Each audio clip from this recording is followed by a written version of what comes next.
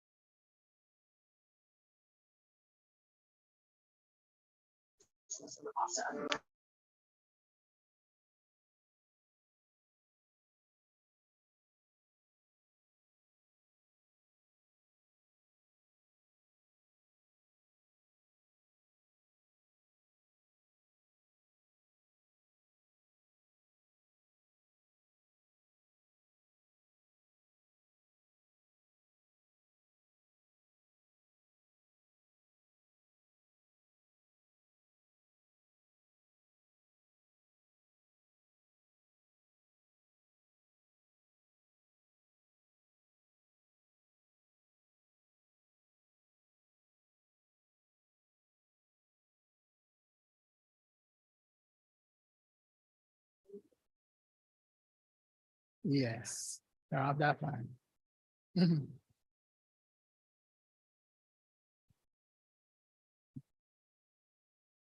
All right, good evening, everyone. Thanks for joining us for our third annual National Town Hall meeting. Straight up and down. We are going to make a start now. We were having a problem with the YouTube stream. A new link was just posted and is going to be posted in the chat. I believe it's in the chat already. Yes, Monique posted in the chat. So can you please circulate it to anyone you knew who was going to join us by YouTube?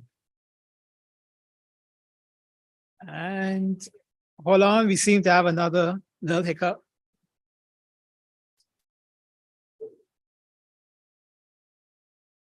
You let them in.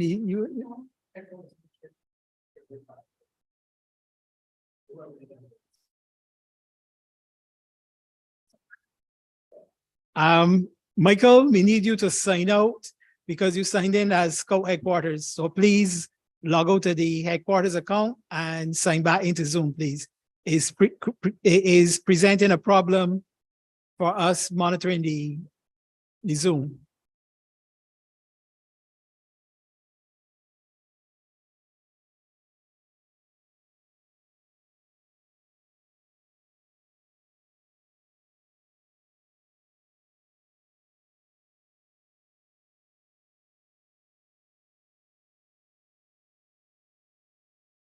So you are out or you're backing out?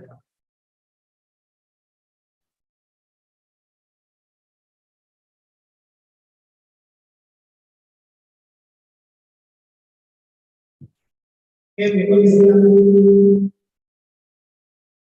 evening, good evening.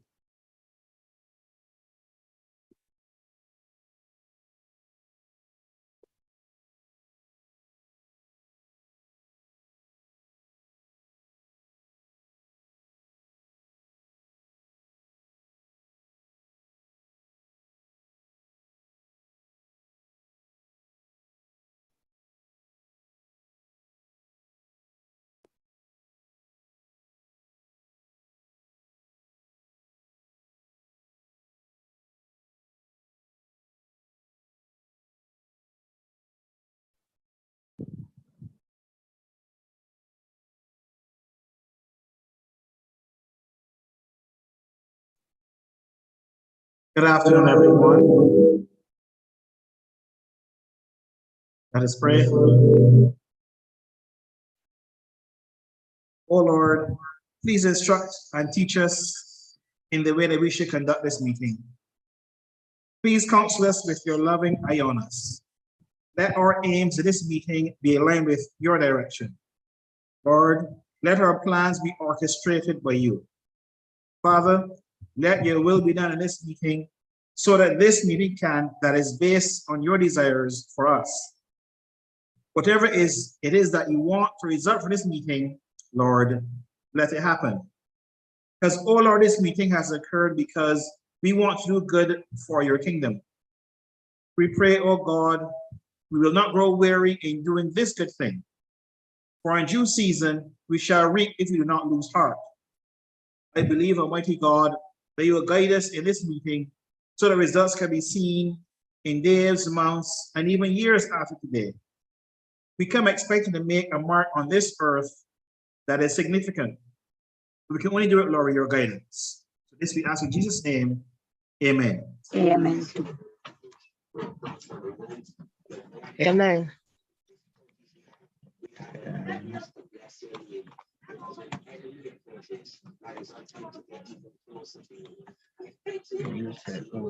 No, it's not coming through there. It's coming through.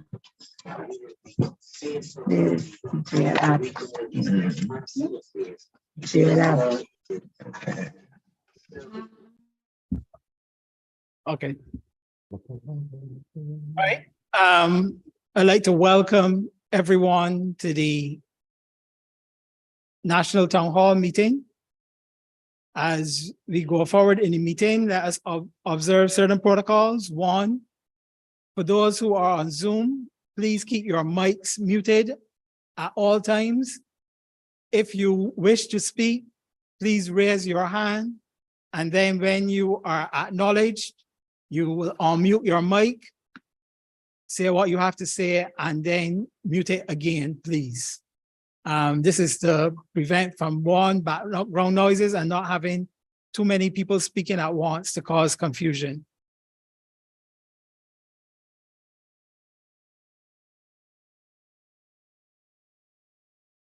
We will move on to item 3, which is the brief report for the current school year.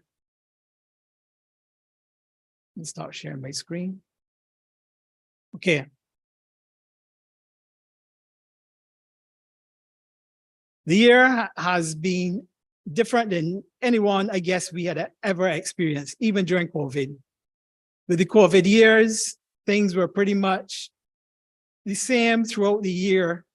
This year was different. We started one way, and by the end of the year, we were in a different position altogether, not just with protocols, but with how schools were functioning, the association. It was just strange. But we have persevered. I think we accomplished quite a bit this year, even with all the difficulties we may have had. During the year, we celebrated the 110th anniversary of Scouting, and we were able to complete a number of activities along that line. And I'd like to thank everyone who participated in the activities that we had. The fundraising drive, which we announced last year, bore some fruit. It did not bring in the funds that we were hoping, but we were able to raise just over $15,000 from that drive. We were able to amend our constitution, and that was not a simple exercise because it was just not coming to a meeting, making 1 or 2 amendments, and then that was it. We actually reviewed our constitution and looked at all the different aspects of it and made changes to several different areas.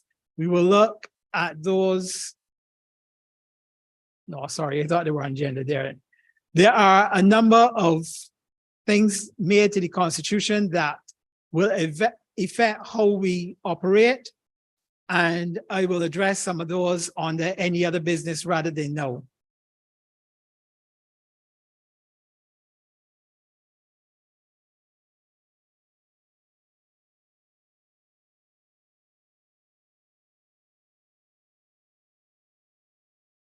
I'll make a note because by the end of the meeting, I would have completely forgotten that. So just had to put it there in my notes. We had a Gilwell reunion in October, and that was a big success. When we first put it on the agenda, we were cautious about how successful it would be, given the whole COVID pandemic, the cost of such an activity, and the position most people would have been in. But it was better than we expected because we had more than 100, right? We had more than 100 persons at the event. Our target really was 100, but we were more thinking it may be around 70 or 75, but we actually got past the 100 mark.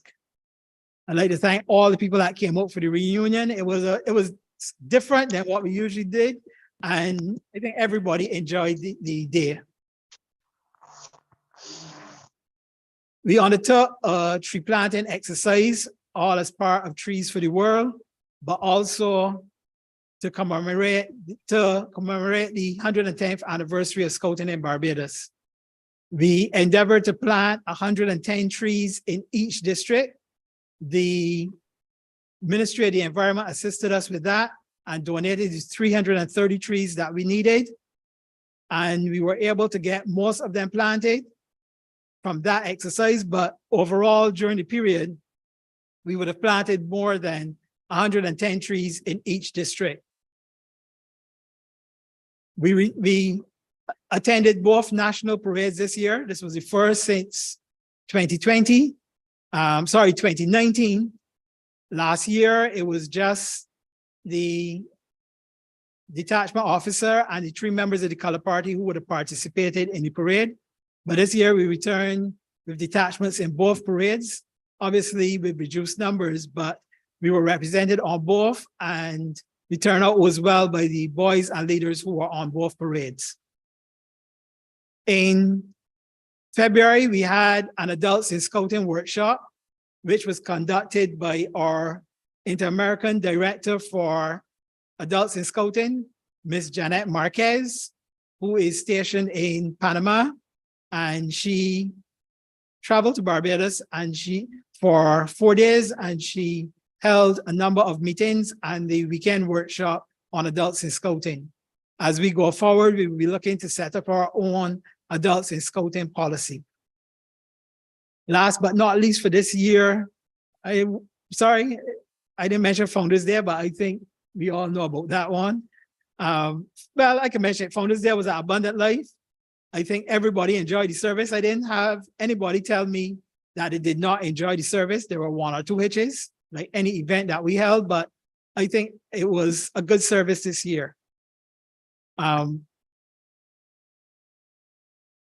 the last item on our agenda for the year is the Family Fun Day, which takes place on Saturday at Queen's Park from 10 till 5, I believe it is. I'd like to encourage everybody to come out. This is not an activity for boys and leaders.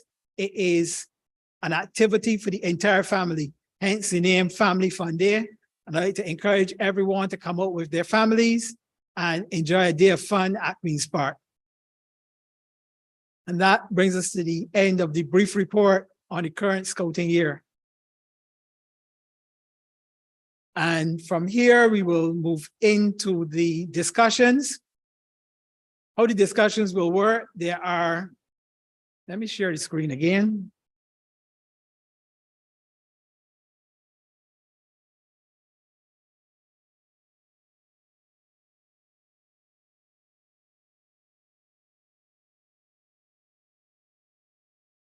There are 4 discussion topics on the agenda, which is the BBSA development plan, restarting our groups, proposed projects, and general data protection regulations policy.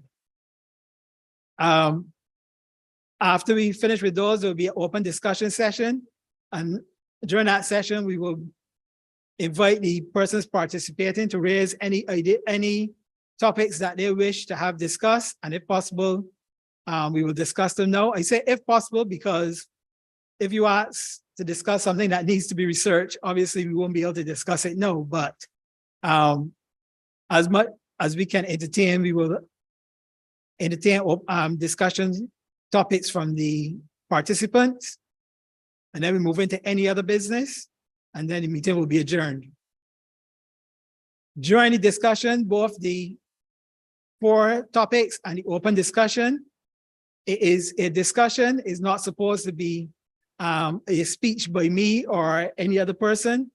So you are welcome to participate in the discussion that is going on at the time. To participate, just raise your hand, and that does not mean doing this. For those who are on Zoom, there is a little button at the bottom says reaction. It has a little smiley emoji on it. If you click that, you will see one that says raise hand. You click that and your hand will come up in the participant list. Martin, who is monitoring the Zoom, will identify it, and you'll be then invited to speak. You can also post your questions in the chat, which he is also monitoring, correct? Yes, and once you ask a question there, he will pass it on and it will be answered. In addition to that, if you are using the YouTube stream, if you have any questions or comments to make, you can make it in the comment section of the YouTube stream.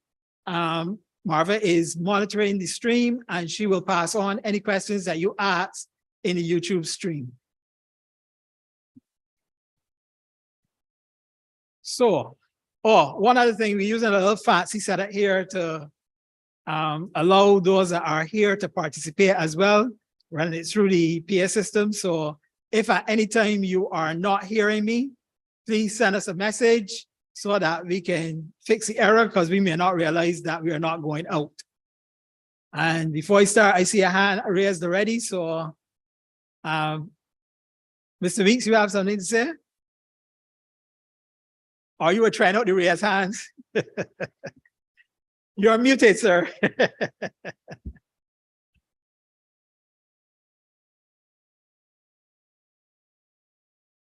Mr. Weeks, you're muted. On mute, please.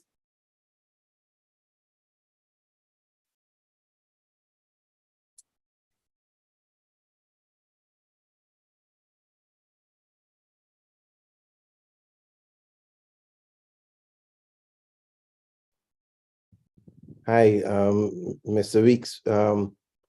We can see your lips moving, which suggests that you're saying something, but you're not. You're muted. You have to unmute. You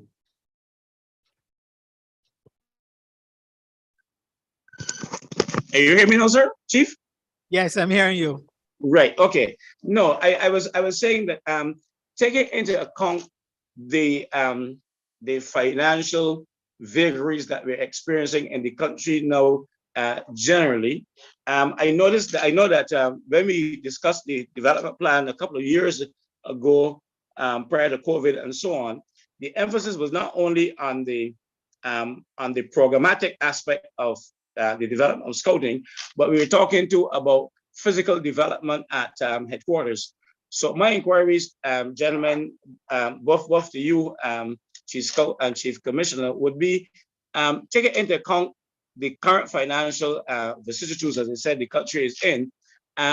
Are we going to still concentrating on the physical development aspect of it, which is going to be costly in terms of money, or should our concentration be on the programmatic aspect of it, dealing with the development of scouting and so on? Thank you, sir. Thank you, sir, for the question. And actually, we're going to be working on both. Right. Yes, a lot of it will be to programmatic, but there are some developments at headquarters that need to be finished so that we can use the property and the building to generate revenue. When the school was here, we'll be coming back school, the ministry undertook quite a few repairs in the auditorium. There's still one or two that needs to be completed, which we would like to do. That way, the auditorium then will be available to other persons to rent and use for meetings, small seminars, etc. All right, so that is the aspect of the physical development we will be looking at right now. All right. Well, can I add a follow up and a suggestion, then, sir? Yes. Some time ago, Bridgetown had approached the Maria Holder Foundation in terms of the development of facilities at Hazelwood for Bridgetown. Unfortunately, our request was not approved. But I was wondering now, and there was a slight hint from them that they may have been more favorably disposed towards a request from the Barbados Boy Scouts Association. So I was wondering now then, sir, if in those circumstances, if the time may not be propitious for an approach to be made by the National Association to the Maria Holder Foundation, and perhaps an informal discussion with the project manager over there to song them out, and their likely reaction would be a good commencement towards, if they agree, initiation then of a proposal for funding for the renovation, reconstruction, whatever we're going to call the project of Hazelwood. Yes, there's a possibility, and it would add it to the list of persons to approach. Thank you, sir. Thank you, sir.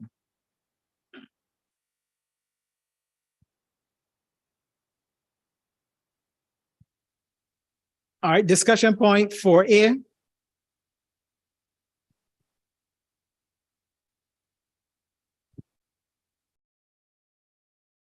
Development plan, where are we? In September 2020, we approved a 5-year development plan. This month, March, is actually 2.5 years since that approval was given by the members of the association. Means we are at the halfway point. We've completed more than half of the items on the list that we set about, actually, for the association development plan, not for the property development plan. But the development plan for the property wasn't a 5-year plan. It was a much longer plan. However, I believe that we need to look at the plan again. When we developed that plan in 2020, COVID had just started. We did not know what would be happening. I don't think anybody envisioned it would have gone on as long as it did. So there were matters identified in the plan that the circumstances have changed now, because COVID and what came out of it was not even in our thoughts at that time. So I believe we need to look at the plan again, see what we've accomplished, if the goals that we have set are still the current goals, or if there are new priorities that we need to look at, and revise the plan for the times now. It is along the lines of some types of planning where along the way you start and review and retool. So it could be that we never reach the end of the plan, because we may come now with another 5-year plan after 3 years, looking at a new direction. And then who knows, maybe 2-3 years down the road, we may have to change again. It was never intended to be a rigid document that we have to follow for 5 years. So going forward, I believe that we need to take stock again. It has been proposed that we set up a small committee to look at that, to consult with our membership and see how we should go forward. And then by September at the latest, submit a final draft to the association for consideration and approval. But at this time, I would like to get your thoughts on the matter, one, of doing that, but two, where you think we should be, what we should be including in our next development plan. And the floor is open. If you want a recap of what we have accomplished, just let me know and I will quickly give that. You want a recap? Okay. I've been asked for the recap.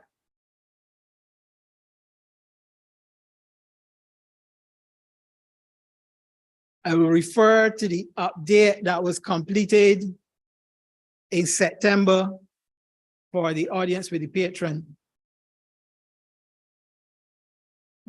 Just give me a few minutes for it to open.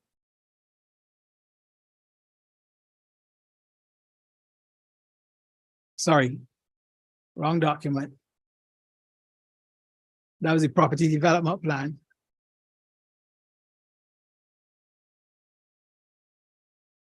Administration-wise, we had set a goal of revising constitution. Well, we've done that twice. Set out a new PONR that applies to us and different things, and that was completed in October 2021. Made more use of the resources available at regional level, and that has been done since COVID. Most of the regional courses were online, and several of our members have made use of that opportunity to participate in the courses where available. Participate in regional events, same thing. Most of it, all of it has been virtual, obviously, till now, but we have been participating. Uniform committee has been reestablished and they've made certain recommendations, some of which have been approved, and a couple which were supposed to be approved at the end of this month, but will probably be approved the end of beginning of next month. We completed our GSAT assessment, migrated to a paperless system at headquarters for registration. Let me add to that, also we have a paperless system for application system for permission to camp as well. Not accomplished as yet, national calendar with district and national district events, nor the relaunch of the website. We established a social media committee, where there's actually a communications and PR committee, and they have been functioning. As you would know, those who follow us on Instagram and Facebook, And I'd like to commend the two stairs behind that committee. Don't need to call names now, but I can call the names because they've worked hard, especially in the last 3 months. Ms. Kendra Mason and Ms. Alicia Alves, thank you very much for all the work that you're putting in. We were unable to set up the committee to record the history of the association because of COVID, but it's hoped that in the coming school year, we'll be able to get that set up. The National Awards Committee was reconstituted and a policy set for awards, and that has been circulated, if I remember correctly. Youth program and training, we established a youth program committee. They are still carrying out their work. They're a little behind time, but we are hoping to get it done in the coming school year. We revised the whole National Adult Training Policy to make it more user-friendly. We revised the adult training program so that is now a mix between online and face-to-face courses. The much talked about retraining of leaders is still in the plan, but that has not gotten off the ground fully as yet. Also, the setting up of a training program for administrators, that is in the works as well, but it has not been finalized. With respect to the property, we completed a property development plan, which I mentioned before. The necessary repairs were completed at the time. We placed some benches around the property so that there's somewhere to sit while you're waiting. There are more to be added soon. Finance and support, we established a finance committee. It is not to the full strength because we did not have enough people volunteering to be on that committee. And there are spaces on the committee still. So if anybody is interested in serving on that committee, they can let me know or let the DC know so that the name can come forward. We were unable to get the Friends of Scouting relaunched. We have made 2 unsuccessful attempts so far, and we are hoping that in the coming year, we'll be able to get that done.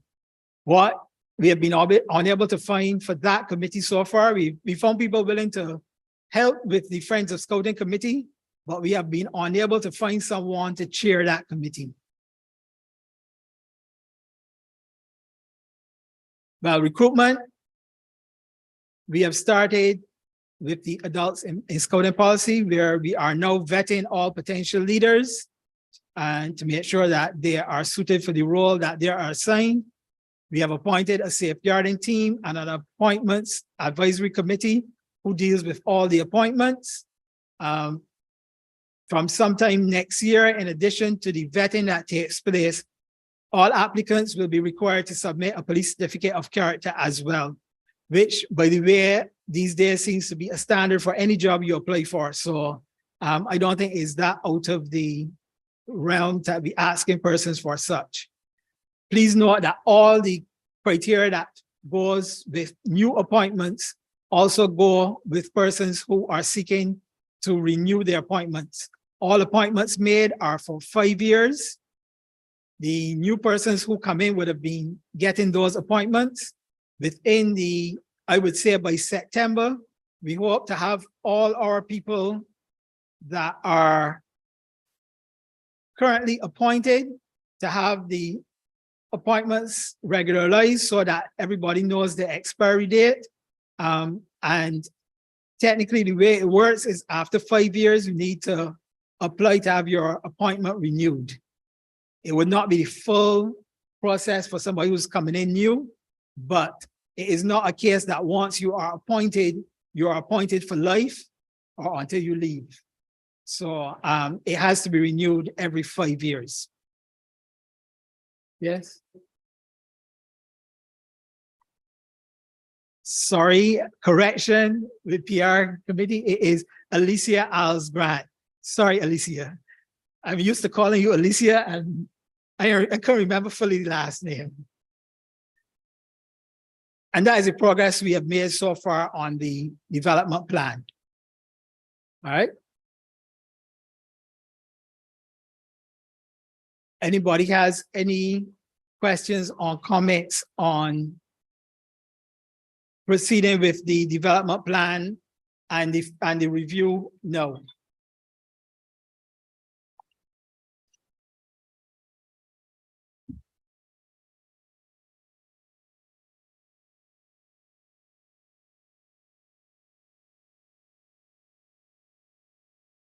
All right, I take that as a no. All right, let's move on to item B then. Restarting our groups. What help is available? Restarting any group can be difficult. Even if you have a few of your old members you're restarting, it can be hard, much less if you have no members at all.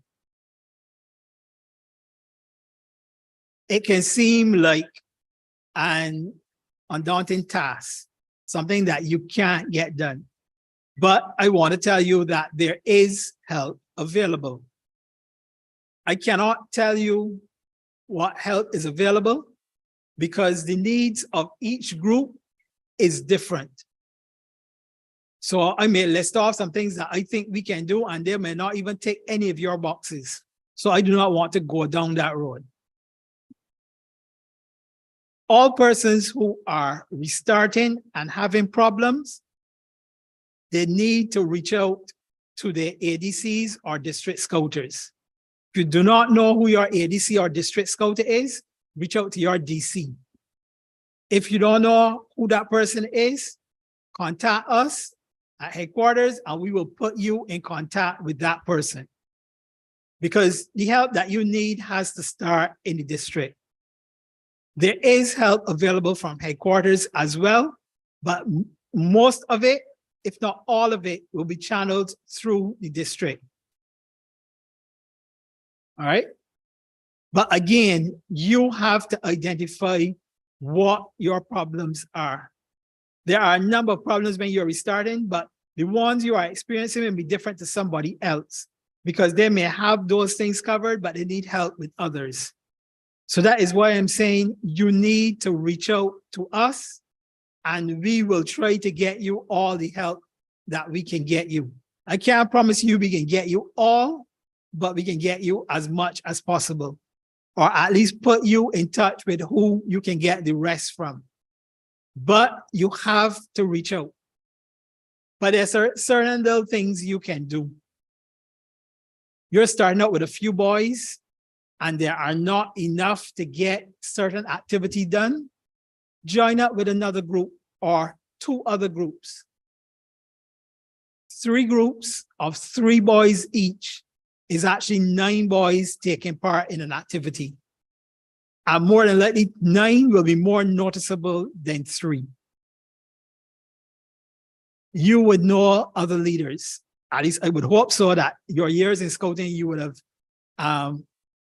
met other leaders, might not be friends, but you are acquaintances. Reach out to them and see how you all can work together, especially if you are in the same area. You may not be in the same community, but you may be in the same area. So it will make getting the groups together easy. So if we are at 3 different schools in the general area of one another, we can do something at one school this week. We can do the same thing because we're going to a different location, but we could do something else at one of the second school the next week, and then the 3rd school the next week. So you have 3 larger activities in 3 different locations to help draw in boys. Because let's be serious, increased numbers attract people. They see a group of people and they will come to see what is going on. And therefore, you need to work together to build up those numbers. You don't have any at all, and you're trying to get some people interested in your community or your school, talk to one of the other leaders that you know, let them come and have an activity with you at your meeting place. which will help to draw in people to your meeting place. They will see something happening and come, and it could be the catalyst you need to get your group going. That little spark to get the coal smoldering, and then you could blow on it and feed it a little bit and turn it into a fire. But you got to make a start. A group is not going to spring up on its own, but you got to find the way to get it done for you. As I said, what works at one group will not necessarily work at another. And you have to work out what is going to work for you. And if you aren't sure, talk to some people who have the experience of working in groups and let them help guide you in how you can get started. But you need to start. On a note of caution, when you are leaving your home base, you have to notify your district. So don't join up with another group, leave your home base and go to their home base and have an activity without warning district and say that the chief tell you to do that. Yes, the chief tell you to have the activity, but he didn't tell you to break the rules. So make sure you follow the necessary protocols. Once you are leaving your base, you have to notify your ADC or district scouter that you are having an activity somewhere else. That's all that is required. All right, and if you're doing training, you will let them know for the next 3 weeks, I'm going to be out. This week, I'm going to be here. The next week, I'm going to be there. And the third week, I will be at this other place. But we have to do something to get the groups restarted. And it's not that people don't want to join. I've been very heartened by some of the groups that have restarted and have literally exploded. There are groups with 15 and 20 new members that just started back, not started in September, and by now get 15 or 20. They started back this term and they're there. People were not coming back, but they see something happening and they either know about it or they were part of the association and they have come back. But they need to see something happening. They're not going to come back unless they see something. And that is what we need to do. We need to do what we can to rekindle that spark at our groups, whether they are at schools or whether they are in the community. We need to do that. Any questions or comments on that matter? Come on, folks, it's supposed to be a discussion.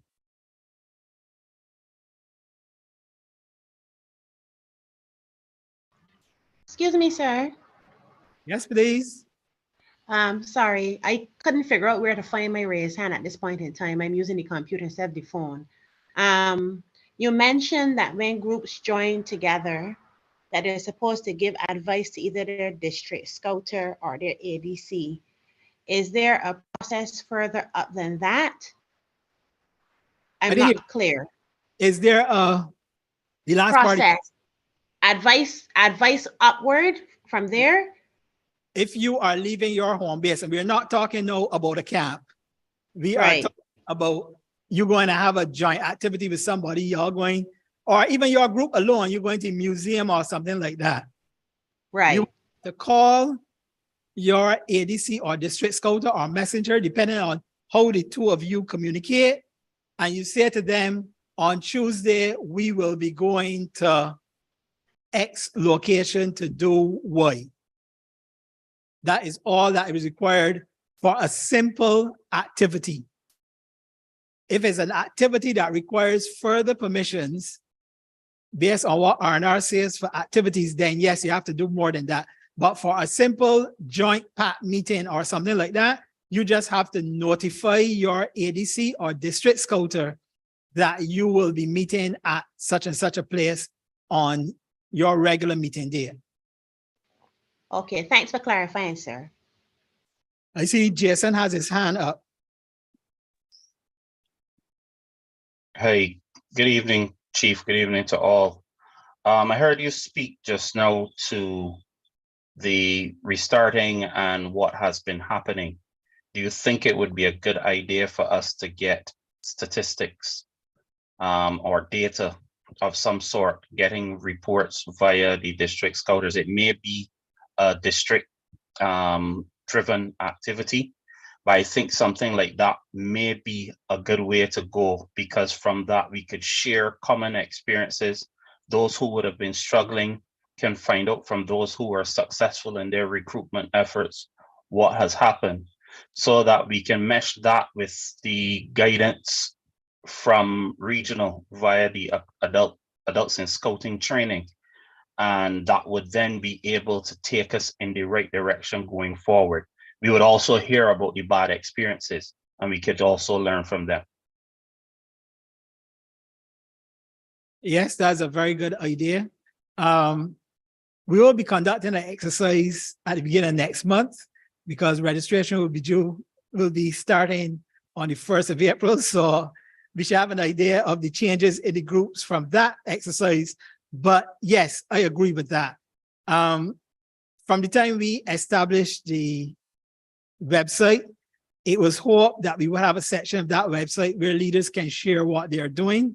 And that is still on the plans. As I get into the projects, I will address that matter as well. But yes, I believe the district should look towards having the ADCs and district scouters share the experiences of their groups, at least with the other groups that they look after, even if not with the wider district. And this can be done easily without calling any names or identifying groups, but just by saying that Pat A did X, Y, and Z, and this was the result. One of the things that Janet suggested when she was here is that we work and produce a couple of events, activities, not events, for each section. Quick, easily executed, fun events, activities. I keep saying events. Events suggest something big and extended, but a simple activity you can do at your meeting place on an evening that will be fun for the boys, be attractive to others, that we can give to the groups, that it will be already like in a package in a box, you know. You just get it with all the instructions, and it would be easy for you to execute, so that each leader doesn't have to be sitting down and coming up with things to do to get the group kickstart. And we will be working with that shortly. This month was too busy to get that sorted out, but I'm hoping to get the 4 sectional committees on that idea from the beginning of next month, because it's just not for now for restarting. Something the region had put out from before. We were supposed to be working on it, but it never really got off the ground. Where when you do an activity that it works, you document it, i.e. what you did, what items you needed to get it done, what you had to bring in, what was there already, and instructions on how to do it, so that we can share activity ideas with one another, not just by calling the name of the activity, but providing details, especially therefore for the new leaders. It would be easier for them to execute an activity without having much experience. All right. Any other questions or comments on that matter?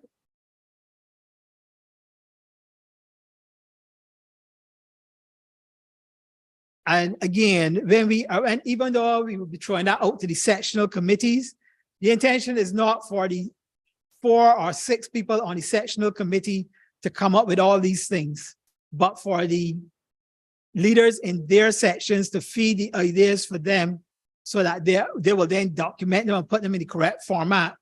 But we need you to participate in it as well by sharing your activities that work for you.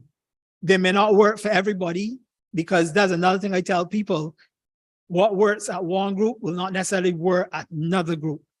All depends on the boys you have and everything about it, what their likes are. All boys are not, all children are not the same. So what some may like, the others may not. So that is why we need a bigger pool of ideas to choose from, so that you could choose the ones that will work for your group.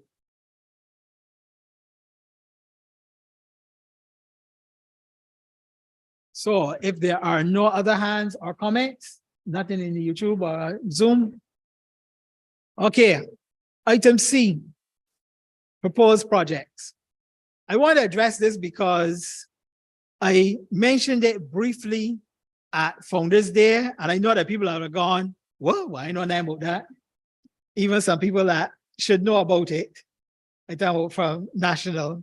I just wanted to put it into perspective. I do not want people to think that we are planning extensive projects without consultation or without letting you know about them. That is not what happened.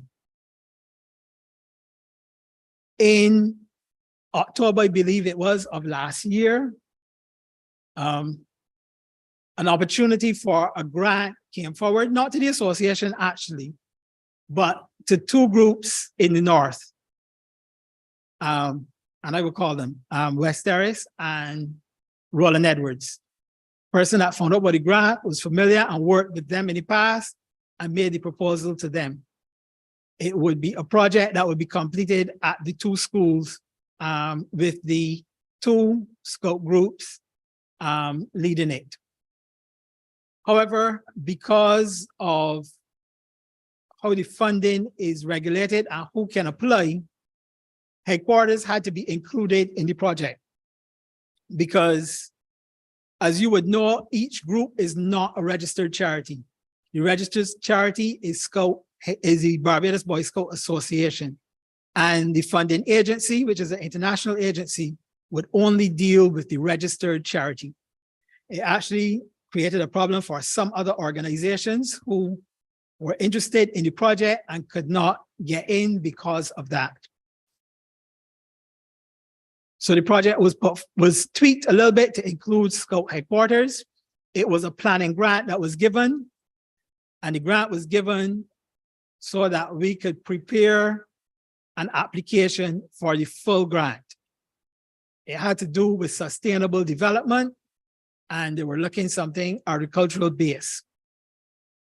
And that is where LEAP came in, learning, entrepreneurship, and environmental protection. It is a project in the concept phase. It is based on the requirements to be that will tick the boxes to be able to receive the grant. And obviously we have incorporated other things into it, i.e., it will be a scouting project. And as you know from all the correspondence we have sent out already, Safe from Harm must be part of any activity that takes place in scouting, whether at the group, district, national, or international level. Therefore, the implementation of our Safe from Harm policy is tied into that project as well. So it's not all agricultural or environmental.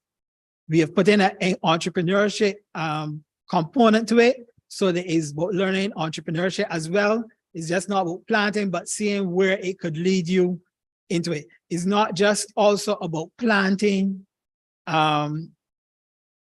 food crops per se, as in lettuce and cabbage and potatoes and things like that. Although that can be involved, it also includes herbs, and that's with an S and not without the S. For all those who eyes may be lighting up right now. It's also about aromatic plants as well. And it's also about ornamental plants as well, because revenue can be made from those as well. So it is a broad-based something. So all the training we talk about giving to leaders for Safe from Harm, that grant will help to pay for that. It's part of Scouting Renewed that I will come to is in there as well, because part of promoting the project is not just using the Instagram and Facebook we are using now, but also to extensively use the website. So the update of the website is included in that grant, as in funding to have somebody redesign and we develop our website. And part of that is a members area that is restricted to members only. You would have a login to, and that's the area was talking about sharing your ideas, because it would have in a bulletin board where leaders can post what they are doing for others to see. But that's not something we could do on the public website for any and everybody to see. That's one of the reasons it was not set up, but that is in there as well. That project proposal is not finished as yet because that grant is a matching grant, and therefore we had to apply for additional funds from another agency to be able to provide the matching funds, i.e. They will look at the whole project. Let us say the project is $100,000, and they will lend you the 50, they will not lend because of grant, they're going to give you the 50, but you have to get the other 50 from somewhere else. So it is tied into different grants that we have applied for. So it's not just one that we have done, but they're all intermingled. That's LEAP. And I say that's a basic thing. Because of how the project was done and is available, the project will start at West Terrace and Roland Edwards primary schools, or at least with the groups at the primary schools, if the whole primary school is not part of the project, because it does not have to be that, but something that we decide once we have achieved the funding and the parameters have been set. And there will be one here at headquarters, which will be in which the 3 groups who meet at headquarters will be involved with. The reason it was done that way is that the grant that was applied for was a grant for the North, because the island was divided into regions for that grant proposal, and therefore it was in the North. Headquarters was allowed to be part of it because it has to come through us. But once it is up and running in these 3 locations, and we have the template working, it will then be offered to any other group to get on board with the project, not just at those locations, but you can set up one then at your location, whether it's at your school or whether in a community. But as I said, it doesn't have to involve the whole school because different types of planting will be utilized. So for your group, it may be done using tire gardens or half drums at the boys' homes where they do the planting there and monitor what is going on, because it's not available. There's nowhere really to do it at the school or the community meeting place that will be secure. So it's not just at those locations. There are different aspects that are being discussed and will be available through the project. So as I said, once it's up and running, it will then filter through to the other groups that want to get on board.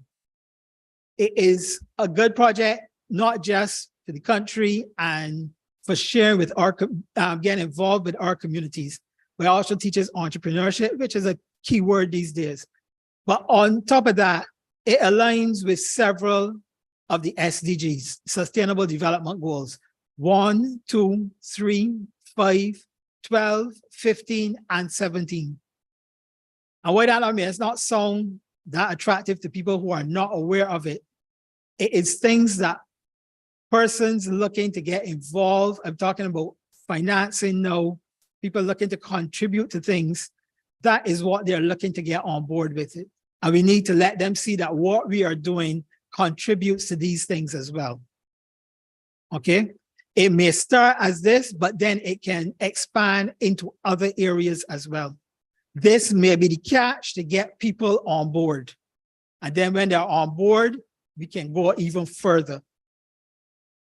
Scouting Renewed is a fancy title that was done for one of the proposals to make it more catchy. But technically, this is what we were talking about, our recruitment drive. And as we said, it would just not be a matter of going out there for recruits. We need to retool We need to rebrand. We need people to see us differently. We need to present ourselves differently. And all of that is Scouting Renewed. And all of that is part of the same grant proposals. Things like the website and things like that are all part of Scouting Renewed. How people see us, how we get our information out there. And therefore, all that is part of the project proposals. And there isn't a separate project for Scouting Renewed and one for LEAP. As I said, they are all tied in together. All right. So I just wanted to make you aware of that. Just want you to understand a couple of things. Some of the items, some of the positions within the grants will be paid positions, and they will be advertised within the association. So if you are qualified, you can apply. Not what I just said, you can apply. It is not a situation of saying you are a leader so we can give you a pick. That's not how it works. If you ask me, a lot of these things with the grants, it's too much headache. But with one of the grants, especially with the planning grant, any amount over a certain amount, you have to advertise it. You have to have more than one person applying for it. You must get their CVs and whatnot. You must interview them. And then you have to submit it to the grant provider to say, well, this is the persons that advertise for this position. This is who we selected and why we selected them, along with all the CVs and everything. And that person has to approve the person you are hiring. So please don't think because of scouting, you can get a pick, or please don't get vexed if you don't get a pick because you're a leader, because it does not necessarily work so. Okay? I want to say too, that part of the matching grant is the volunteer service that our leaders will put into this project, including myself. Okay? The hours that you put into it will be calculated, a value placed on that time that you give it in, which will go into the column of the contribution that the association is putting into the matching grant.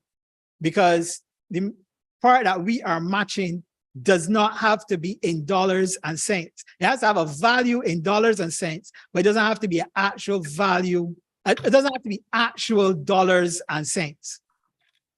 So therefore, the leaders supervising the boys during the project, and you put in 3 hours a week, a value you put on that is 10 leaders, that's 30 hours for the week. For 12 weeks, that's 360 hours, 360, yes.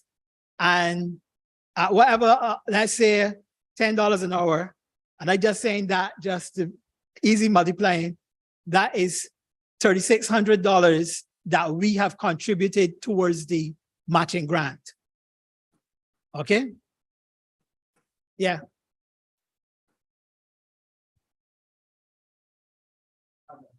Oh, yes, Reverend Austin. Hi, good evening, everyone. Let me just say, first of all, that I have a neighborhood meeting at 5, a Zoom meeting as well. So I'll be ducking out in due course, but sounds like an interesting project, LEAP. I was just curious as to whether there's going to be any kind of training for the boys, if there's going to be some kind of consultancy, because we say plant and agricultural project, but people need guidance. Yes. So just curious as to whether that will be included in the program. Yes, that is all built into it, and that is where quite a bit of the funding will go as well, in providing persons first to train the leaders and other volunteers that will be supervising, and then passing on that training to the actual boys themselves. It's not a case of giving you some seeds and a plant pot and tell you plant something in it. Amen. All right? Yeah, no, it is. Yeah, they just cover all the bases when it comes to that. They're lending you money just to give seeds and some dirt. Right? Okay, thank you. Yes, I should have mentioned that. Yes, it's just not a simple something. You have to provide, even the persons redoing the website have to be qualified in that area. It's just not a matter of picking up some people to do something. All right. In the project we had any planning grant. Training was given to persons on how to apply for these projects and what these grants and whatnot. And that was only extended to the persons in the 3 catchment groups because of how the project was designed. But once we get, once, I'm not saying if, once we get the full grant, that training as well will be available to other leaders within the association so that they can then qualify for different roles within the project. Thank you Okay. so much. You're welcome. Yes. With Scouting Renewed, we are looking at rebranding, how we do things and why we do them and how best to present them to the public. And communications and PR will come into that, but 2 of them can't do everything on their own. They need assistance. They need qualified persons to assist them in what they are doing. Qualified may not be the best word because you might think I talking about academic qualification, but persons who know about communications and PR and have some experience and training in it, that's what I'm talking about. We need to get you on board for that because it's just not what we do and how we do it. We need to present it in the best light to the general public. Just like how you would promote any other product out there, whether it's a consumer product or a business or whatever, we need to improve how we do it. We can't just go out there and say we want people to come and join. I mean, we do that all the time, but that should be the second or third thing we are doing. We need to rebrand. We need to improve our communications and our levels of PR.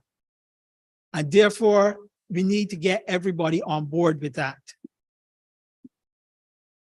The intention and hope is that by September, October, we are in a better position to present ourselves to the public. The goal then is to have a recruitment drive for adults because we need to improve the stock of leaders we have. We need both to improve quantity and quality. We need to have targeted recruiting, i.e. that's one of the things the region is being pushing, let's call it now. Competence, yes, by competency and competency-based recruitment, i.e. you look at the type of person that you need to be a youth leader in a particular section because the qualities for a person to lead beavers is different to the person that will lead cubs, which will be different to the person that will lead scouts, which is different to the person that will lead ventures, because they're different age groups with different requirements and different capabilities. And therefore, we need to identify those things and look for the people that will have those particular characteristics when we are recruiting. Not the all come and we take all kind of thing because we need people. We may end up there, but we need to have a more focused approach to recruiting. And then when people come forward and volunteer, we need to check and see whether they are best suited as a youth leader or an administrator. We have had the thought that because you were a youth leader for a number of years, you will make a good administrator, and that's not true. Or that to become an administrator, you need to have been a youth leader for a number of years. That's not true either. I'm not saying that a youth leader can be an administrator. That's not what I am saying. But I am saying everybody is not cut out to be a youth leader. Similarly, everybody is not cut out to be an administrator. All right? And we need to start putting round pegs in square holes and start putting square pegs in the square holes and the round pegs in the round holes. All right? And all that has to come about with the competency-based recruitment. And that's what we're going to be looking at. Then once we have done that, we will then do a hard press to recruit youth members. I'm not saying that in coming year we are recruiting youth members, you know, don't get me wrong. I'm saying that we will be concentrating on adults because we need If we have an influx of 500 boys, and we throw them in the groups that we got now, the leaders will then become overwhelmed and overworked. That's not what we want. We need to increase their support, adult support to them, and then we can look at rapidly increasing our numbers. Okay? It is a matter of optics already. When you have one leader managing a pack of 36 boys, that leader may be able to do it and get it done, you know. Don't get me wrong. That's what the rules say, but that person may be able to get it done. But for the person that looking in from the outside and see that one body there with 36 boys, you know what they can say to themselves? Boy, that could never be me. You know, they might be interested in helping with scouts or something like that. But if that is the image they have of a leader, then more than likely we are not going to get them coming forward. So that's why I'm saying we have to change the optics of what people are seeing, what we are promoting. And all of that comes in on the Scouting Renewed. One of the problems we have, and PR communications always on me on that, we don't have up-to-date pictures. I have thousands of pictures, but when they publish them, the boys that are in those pictures are either not at university or working, you know, and I talk about the pictures, I haven't talked about the scope of it, the scope pictures. They're that old. All the pictures aren't good, I can't use, but we need to have more up-to-date pictures. And the only way we can get that is if the groups will share the pictures that they take from their activities. We have asked for that on multiple occasions. I believe a post went out in February with a link that you can send pictures to for your group activities with a little write-up so that we can post them. But we need that to find the right pictures. A lot of pictures we get are not suitable for a campaign. If a scout person is looking at the picture, they may know what is going on.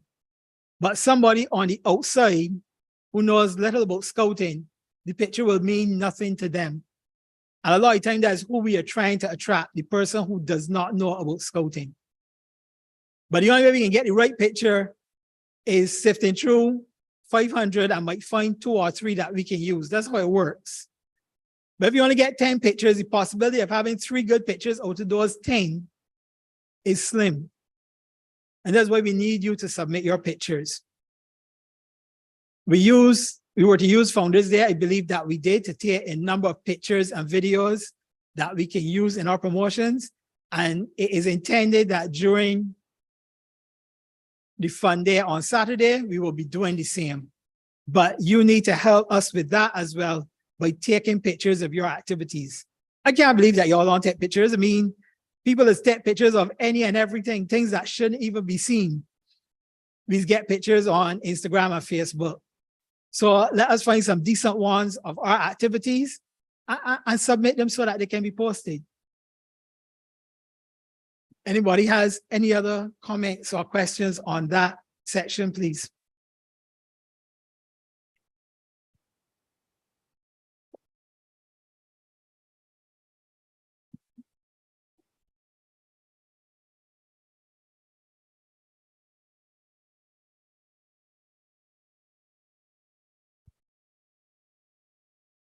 All right, I take that. Oh, yes, Benita. Sir, could you please have the information for the upload of the pictures put into the district chat or something relevant so that people would have it to hand, please? Yes. That would be helpful. Thanks. I will look for the post and I will send it to DC so that they can put it in the various chats. Thank you, sir. You're welcome.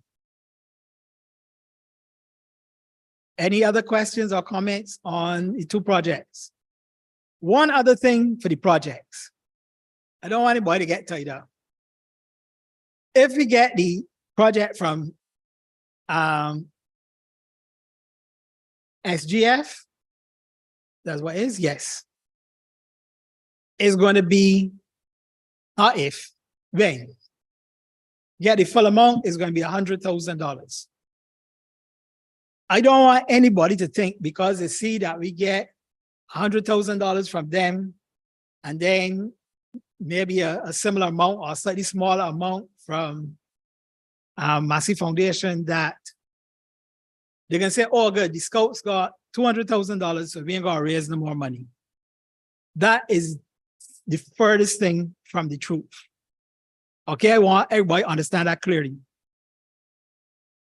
When we would have sent in a proposal to do a budget and everything to do with the grant, okay?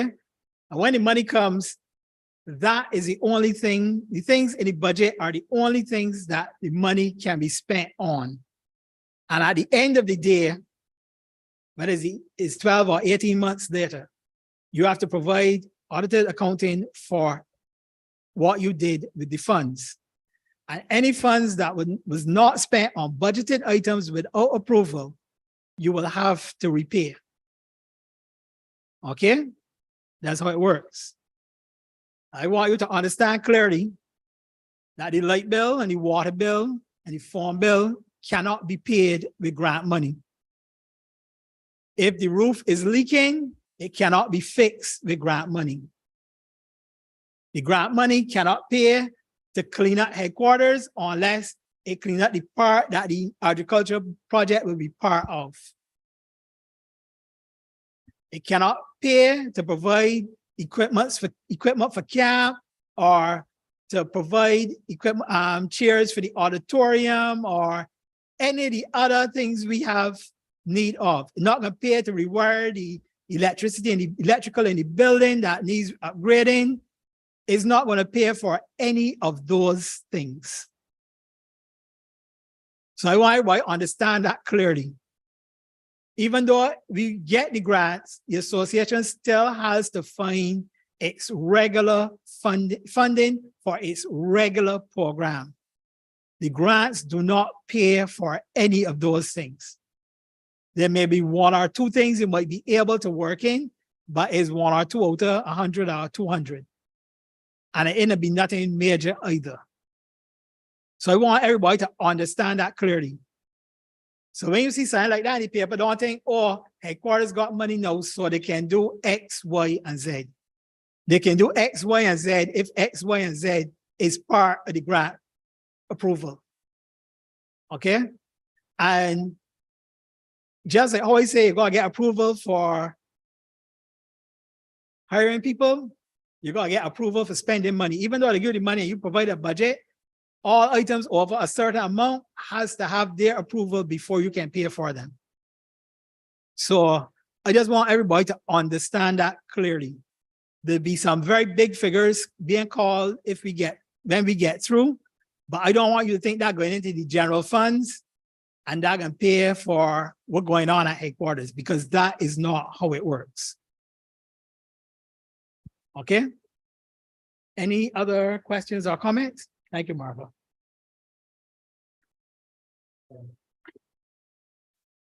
Yes, please. Come to Mike.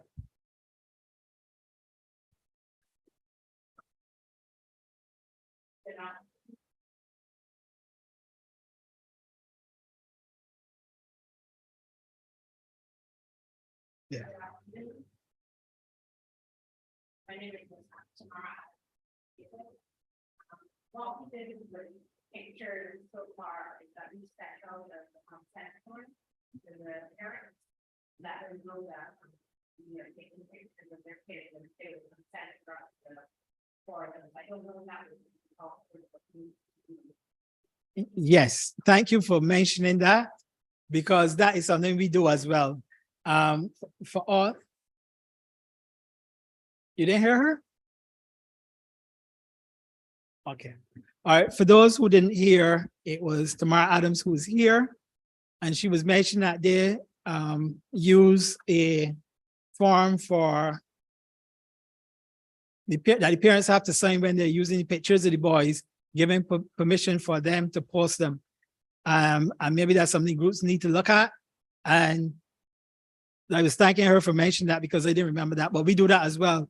For those who were part of the Mahogany and Beaver Award ceremony that took place here 2 Saturdays ago, the parents had to sign such a form giving consent for the pictures to be posted.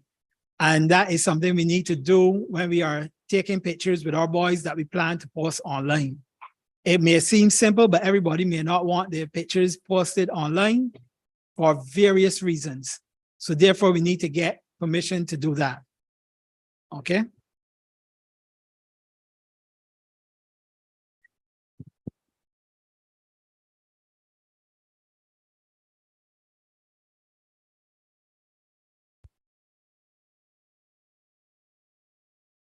Any other questions?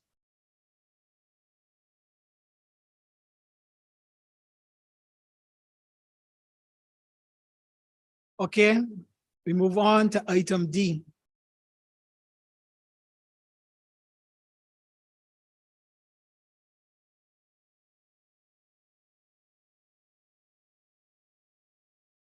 Which is General Data Protection Regulations Policy. And what it is, who does it affect? Data protection has become quite a hot topic since the controversial IDB survey that was conducted at a number of schools. We have, and I've had since 2020 when we adopted our R&R,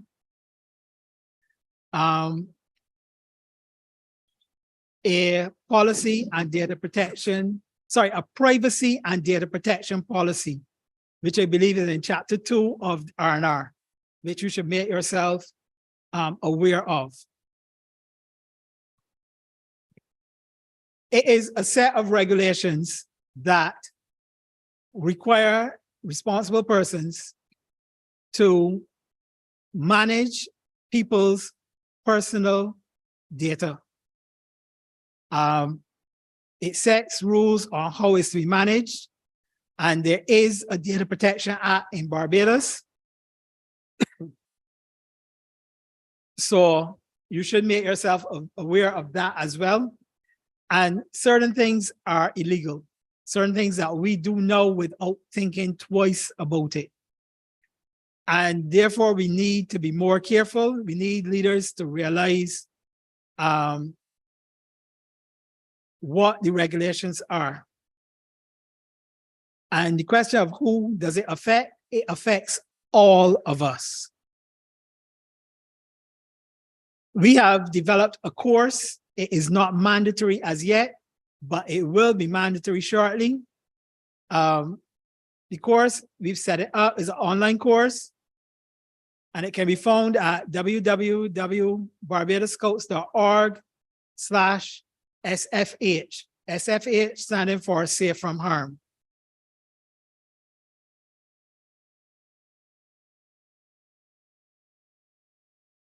And if you go on the website to that web address, you will see this page. And when you scroll down, you will find the 5 GDPR training modules that are available to you. I will advise you to complete the course as soon as you can before it becomes mandatory, and then everybody's trying to do it and your website is inundated with persons trying to click on it, and it is being down and slow and everything else. I must warn you, it is not the most exciting of courses, but it is necessary to complete. A little bit of information was a little dry. We've been working on how we can make it a little better. That's one of the reasons it's in 5. When the course was first done, and I was one of the persons testing it out, first thing I said, I tell them, no, that has to change. It is way too long to sit down and do one time, and everybody's not going to be able to restart it and go back to where they end, break it up into modules. And I tell them 2 or 3, but it turned out to be 5 in the end, to make it 5 easy modules. Once you have completed all 5 modules, you will be automatically emailed a certificate confirming that you have completed the course. You don't have to go into the usual classroom to do it, whatnot. Once you come directly to our webpage, you can click the 5 modules there and complete them. Please note you have to type in the web address directly, barbadoscouts.org/SFH. It is not in the menu on the page because it's something that was added recently and the menu hasn't been updated as yet. Okay? And some people will ask why it's necessary. We do a lot of things without thinking about it. When boys join the group, you give them a form to take home, and the parents fill it out with the names and addresses and telephone numbers and where they work and whatnot. And the boy brings it back in, and you would enter them into some kind of database or record book or whatever. What do you do with those forms? Do you just leave them at home on your desk or on the kitchen table? They're just in a drawer at school or a cupboard that the scouts keep their stuff in at school or the meeting place. How do you keep them? How long do you keep them? Do you still have the forms of boys who have left your group still there in the file with all their parents' personal information in it? Is it somewhere that somebody can come and access it easily and collect that information? All these things are things we need to consider when it comes to data protection. When you have camp, you set out forms and the boys, for the parents to fill out with all the boys' information, medical information and whatnot, how to contact the parents in case of emergency and whatnot. What do you do with those forms after camp? Do you still have them there in a file? Are they knocking around where anybody could think it? If you have it in a database, is it in a database on your personal laptop? Or is it on the computer at work that 5 or 6 or 10 other people have access to? All these things are valid things that we do not think about. We never thought about them before, but we need to think about them now. And that is why it's important to do that course. That's only a few things in that course. When you collect the information, some of us do a list of all the persons in the group and how to contact them. Who is that list shared with? Is it only shared with the leaders? Is it shared with the helpers as well? Is it shared with all the other parents? And I'm not just talking about the boys' names and maybe their addresses, but all their parents' personal information as well. Is that shared with everybody? You know, before these were nothing big to think. We used to do, I remember back when I was a scout and also as a young leader back then, used to go a list with all that information I used to share with all the committee members because different people would call up people and things like that. Nobody considered it quote unquote privileged information before. But then again, identity fraud was not something that we knew about. These are all now valid things. And we have to be conscious of what we do with people's personal information and not just how it is used, but how it can be misused as well. So that is a very important thing that we need to address before we have a problem.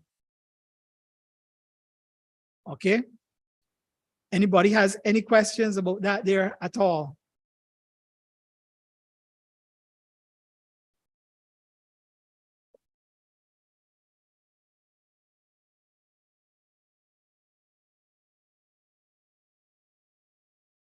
Okay, none? All right, which will bring us to item 5, the open discussion. And the floor is now open for anybody to raise any topic that I did not mention.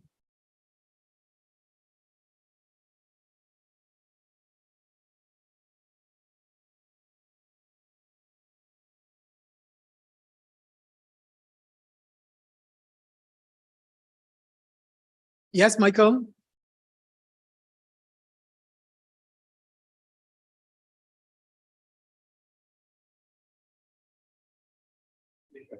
You're muted. Sorry about that. Yeah, I wanted just to go back to the 5-year development plan. I was going to recommend that it's something that we should look at maybe every 2 years and have it rolling so that it is as current as every 2 years rather than have it try to catch up on it after a significant elapsed time. Now, if you have it as a rolling 5-year plan, I don't know if you necessarily need to do it every year, but maybe every 2 years where you can review it and update it and keep it rolling all the time. So it's always a fresh and active 5-year development plan. Drop the things you've accomplished and add new things to it and keep going. Agree. Point taken, and I was thinking about that too, so. Yeah. Okay. All right. Benita, you had your hand up as well? You change your mind? No, I haven't changed my mind, sir. Just wanted to ask for, I'm sorry to bring this up at this forum, but an update on uniforms perhaps would be helpful. For? Uniforms for the boys. Okay, yes. That's a good time. There's time to discuss anything. We've had a number of issues with uniform. The supplier of our caps was out. The thing is, we had some stocked up and they had not sold for the last year or so, as you could understand. And then once school reopened, they were gone in no time. Before they even ran out, I contacted them and they told me the supplier was out, and this is a supplier overseas, not local. They were trying to get some more. They contacted me in January, I think it was. They told me they got in a few. They were not the ones that we usually take, but they were similar. But the most we could have gotten was 72. So I don't have to tell you how long 72 lasted. Okay? They are awaiting information on when they will be able to get the caps. There are a couple of other people on island that I can get caps from. I have not checked with them because usually the most they can provide is between 24 and 36, which is nowhere near enough. There are some other options we are looking at, but that's where we stay with the caps. The badges, we had a little problem ordering the badges in the first place. But when I finally got it done, I asked for expedited order and they told me, no, we will do it, because usually you can pay and get it done quicker than the normal. They told me, no, they will do it for free. The items were shipped in the last week of February. They would have been shipped the 26th, which would have been the last Sunday in February. It would have been for us because they're coming from China. So the 26th in Barbados was actually the Monday in China. They were shipped that Monday. Usually the badges take 3 days to get to Barbados and another 3 to 4 days to clear through customs and everything. So I anticipated by the Tuesday before Founders Day, as the latest we would have the badges in hand. We were lucky we would have get them the weekend before. The badges finally arrived in Barbados the Wednesday morning before Founders Day. That means it took a week and a half to get here, even though it was by courier.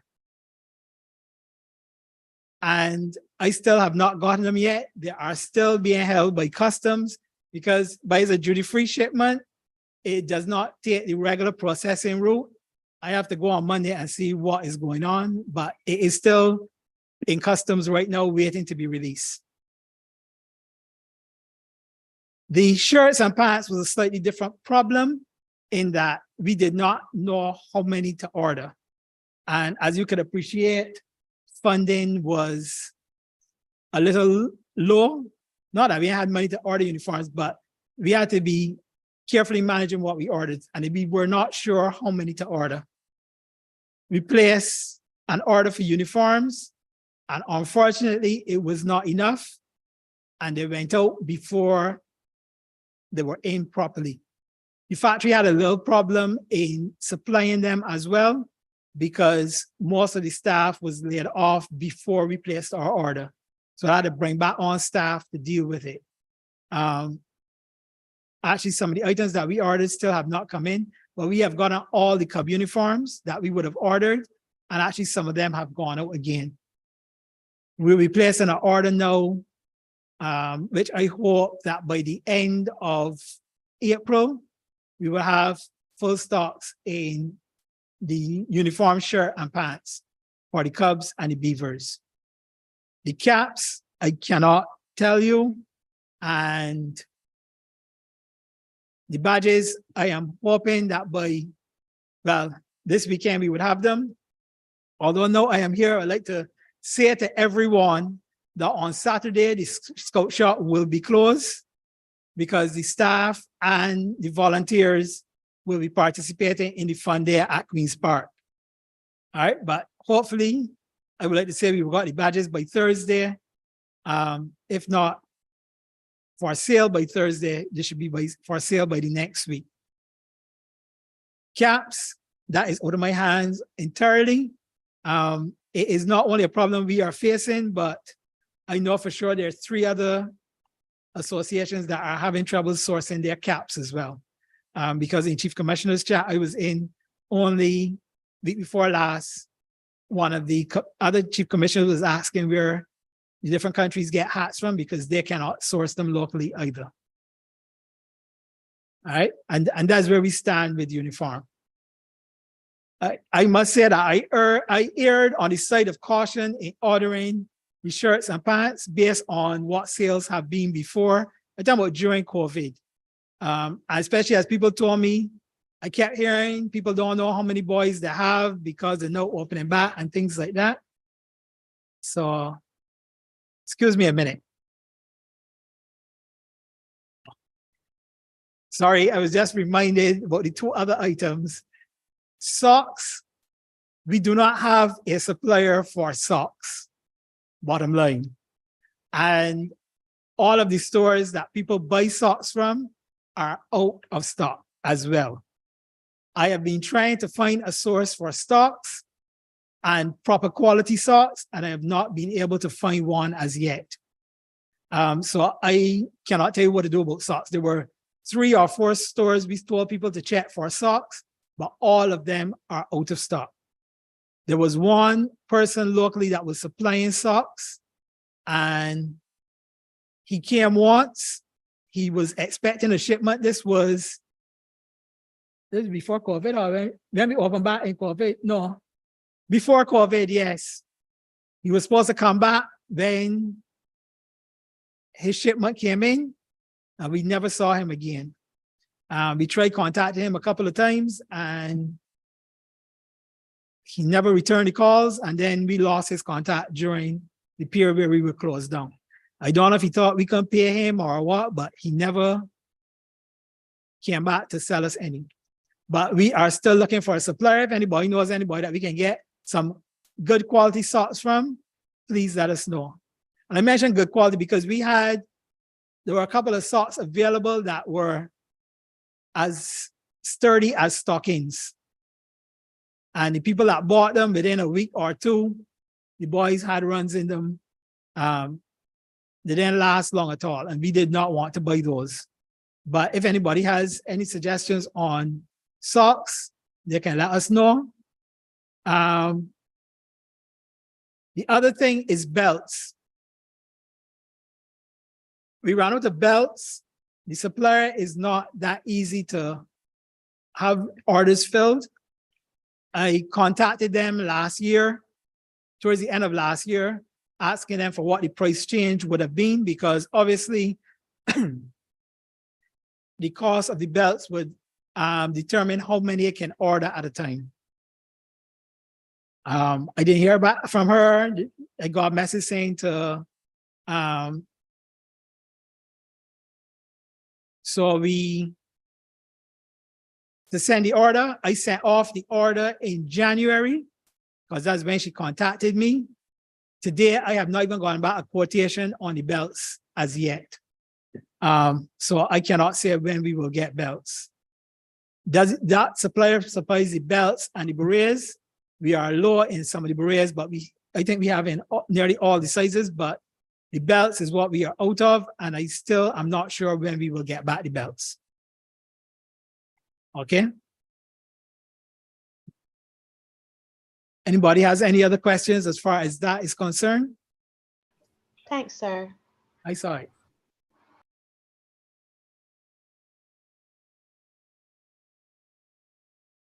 Yes, Michael. Is it a case where our orders are too small? What you mean, the belts and the? Well, generally.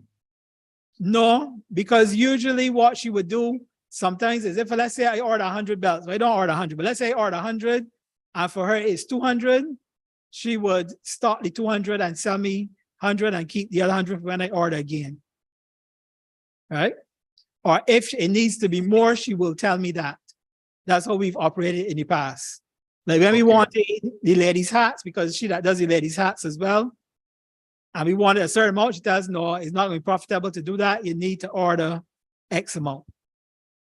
Right? I asked the question because I was wondering if you can consolidate with some of the other associations where you may be a bigger order. If they can inform. Past, but I have not had very many takers. Okay. All right. Yeah, because I know sometimes ordering this stuff is country that has our small volumes and is always difficult action. Yeah. All right. Oh, we were out of garters for a little while. The problem with that too was supply. The ribbon that we use on the garters, that green ribbon, was not available at all. And the local supplier that we get it from, they were unable to get it from I think the company they were getting it from had closed. So we had to select a slightly different ribbon. And once we did that, they ordered in some then. So I have to collect that now to get those done.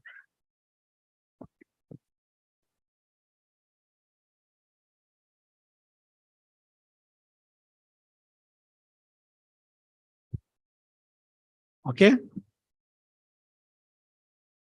All right. Any other questions? Any other points you wish to discuss? Yes, Mr. Archer.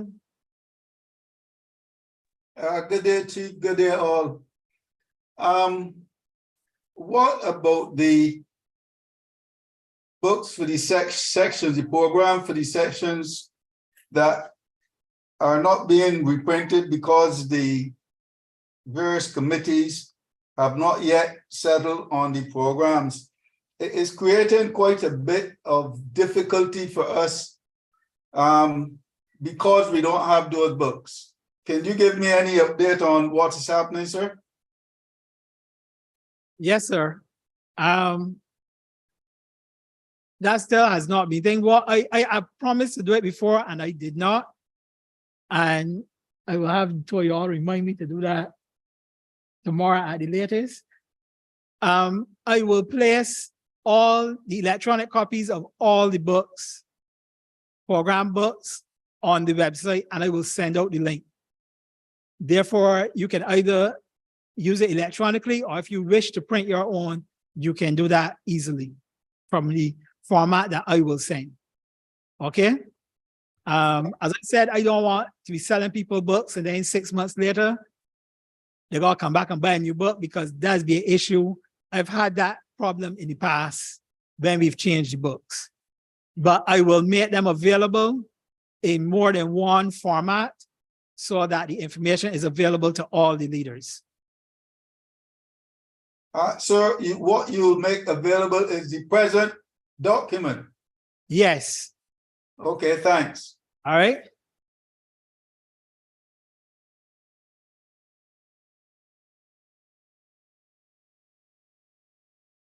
Any other questions?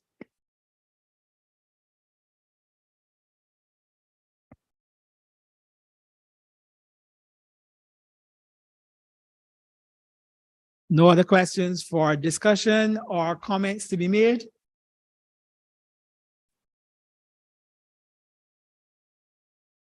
All right, I will. Yeah, Yes, go please. ahead. I was asked about camping, whether camping can be restarted and under what conditions. Could you give an update, sir? Yes, camping is allowed now. In fact, we've had 2 groups who had camps already at the end of last term. I have received an application for another one. Sorry, no, I had a request to use the building. I didn't get the camp forms yet for next month. So camping is allowed. You just have to make any necessary precautions as the protocols may require. But as far as I know, there's nothing restricting camping anymore.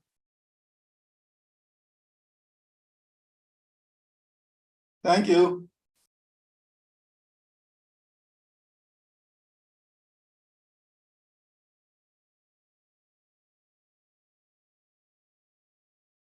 All right, we just had a question about the beaver uniform, and that's something that will have to be taken up with that section committee. That recommendation can go to them, but that will have to come to headquarters from the committee.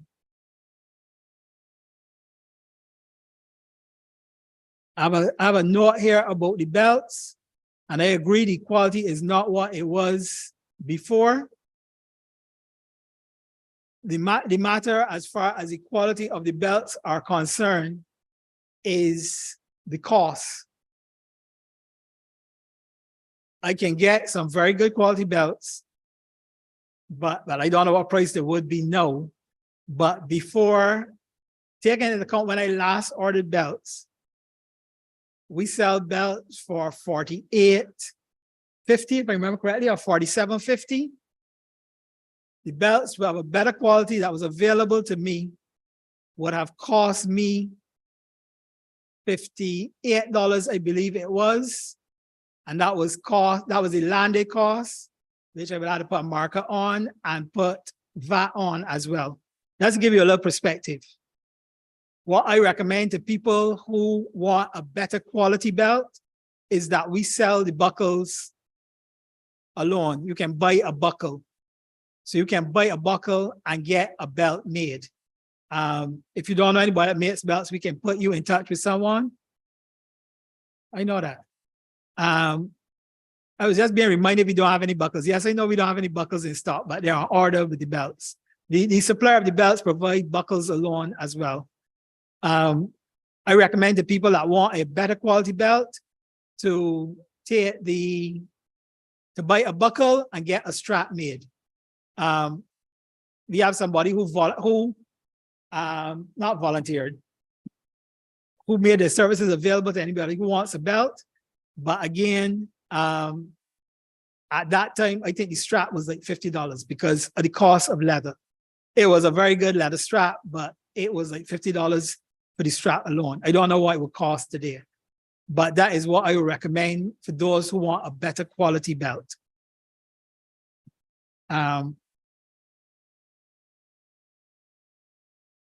Marcia had her hand first, I believe. Good evening to everybody. Good evening. On this issue of the belts, I agree with you. We have a lot of artisans in Barbados who do a lot of leather craft. And if you can get the buckle, it'll be quite easy to get a belt made and it will last longer.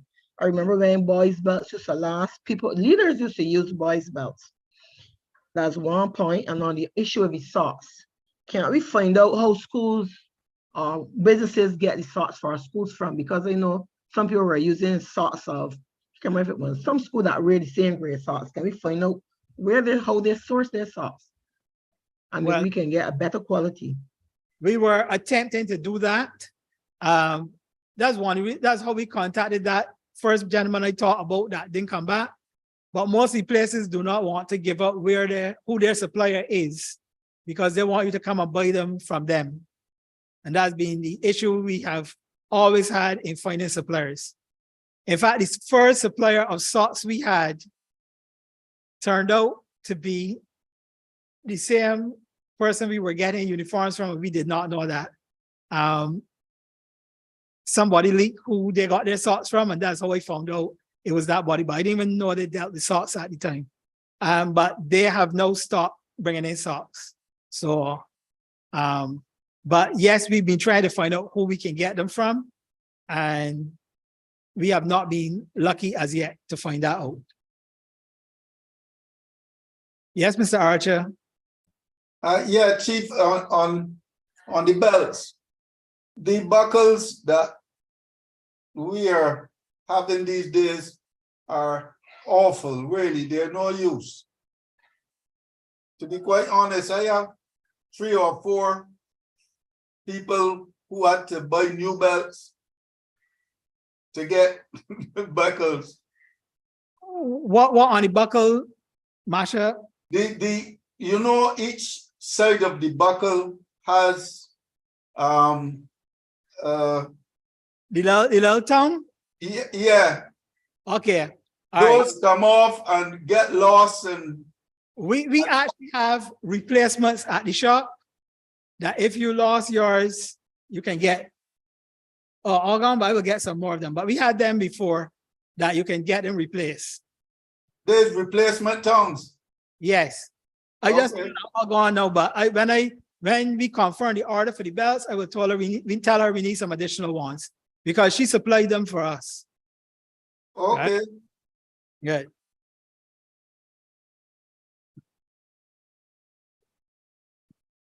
Yeah. But I think that's sell out too. Somebody was mentioning about schools that use in the chat, but schools that use the color socks, but yeah, we were checking on all of those. The people that we were looking for were people who supply those things, but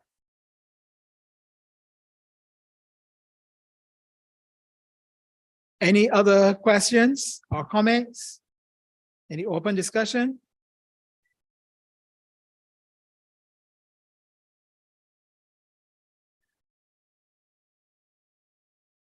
All right. I would just let everybody know that headquarters is more or less reopened now. So if you are looking for somewhere to hold activities, it is available. And I just want to say, depending on what activity you're planning to hold, there may be a fee involved. I just want everybody to know that up front, because as I mentioned, the bills have to be paid. So if you are camping here, it will be slightly different. Most of the time, depending on the number of people and the type of activity you're doing, you have to make a contribution to utilities. But if you are holding a fundraising event, then it will be a different story altogether. All right. But it is available to anybody who is looking to host any activities. Jason, your hand is up. Before Jason speaks, let me just say though, don't think you can come here Thursday and say, I want to do something here on Saturday. It don't work so.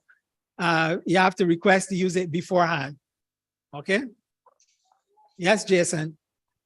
Chief, a couple years ago, we had a drive regarding training and training of all leaders. Now that we have been almost, I don't want to say dormant, but we've been quiet from a national perspective. Is there going to be a renewed drive for training? We used to have some courses before where all were invited, and it was more of a retooling. And this may also go hand in hand with the rejuvenated drive towards getting boys to join or to continue from section to section. Especially the section to section, because that's one of the areas where we have the largest attrition. And of course, we would be talking about Cubs to Scouts. So just wondering if there's a plan to go at the training, whether it is in person or virtual. We do know the benefits of both, and whether hybrid may be necessary for certain courses, etc. Just wondering if we're heading that road.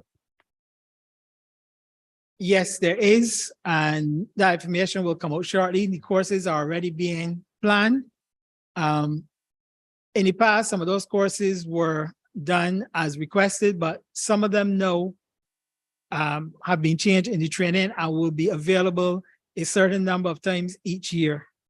The courses like flag etiquette, ceremonies, things like that. We are working out that they will be on the program now every year. Let's say, I call them just things now, so don't hold me to them. Let's say everybody would know in February and in October, there will be ceremonies, and Wednesday and March and November, there will be flag etiquette. All right. And there will be a fixture there. Now, the people who would have just completed explanatory have to complete those two modules before they go to introductory, but they will be on the calendar so that they won't be the only people doing it. Anybody can come and refresh themselves with those two particular courses. And I only mentioned in those two, but there'll be others like that throughout the year, some twice a year, some once a year, depending on how there would be. First aid is one that will be every year, there will be a first aid course. And that, by the way, is our internal first aid course. Everybody is supposed, every youth leader is supposed to have certification in first aid. We are working on that now to have a course conducted, because you can get two types of certification as a youth leader. You can go and do the course at the Red Cross or St. John Ambulance or Heart and Stroke Foundation, etc., where you get a certificate that is certified by them, because some people need to get a certificate like that for the job that they are in at work. They have to provide that. Those courses you have to pay for. In addition to those, we will be offering a first aid course to people who do not need that type of certification. It will be a course that is done here. It will be done to that level because we'll be using one of their instructors to do the course. But the course will be free for the first time you do it, and you will get our certificate, which is good enough for you to get your warrant renewed. Okay? Now that's one of the other ones. I just want to mention that because I didn't remember that earlier. But yes, these things will be available. But for instance, that course you would know is happening every beginning of September every year, so that you can put it in your calendar to make sure you know well in advance when it will take place. All right. There are two questions in the chat. All right, the first one is, how far in advance should the request to use headquarters be placed? It depends on the type of activity. If it's a camp that you're looking to hold, I think camp forms gotta be in 4 weeks in advance at least. So therefore, you had to ask headquarters find out if headquarters is available before you submit a camp form. So you have to be further than that. You are having a parents meeting. 2 weeks in advance won't be too short, but that's assuming that nobody else has already booked it, right? But again, if you know looking to have a fundraiser where you're looking for exclusive use of the property, it will go be further in advance too, so that we can make sure nothing else is planned for that time. So there isn't a set amount of time. It depends on the type of activity. What I would suggest is when you are doing your program for the year or the term, and you're looking at a possibility of doing something at headquarters during the year or during the term, let us know. Let's pencil you in. They're not wrong again your name, put it in the book, and then coming back and saying we change our mind or we need to change or something like that. For the second question about the trees, yes, all the trees that were at headquarters have been distributed. Okay, but there are trees available elsewhere. I don't know exactly where, but you can check around. Okay. Any other questions? In the chat? Yes.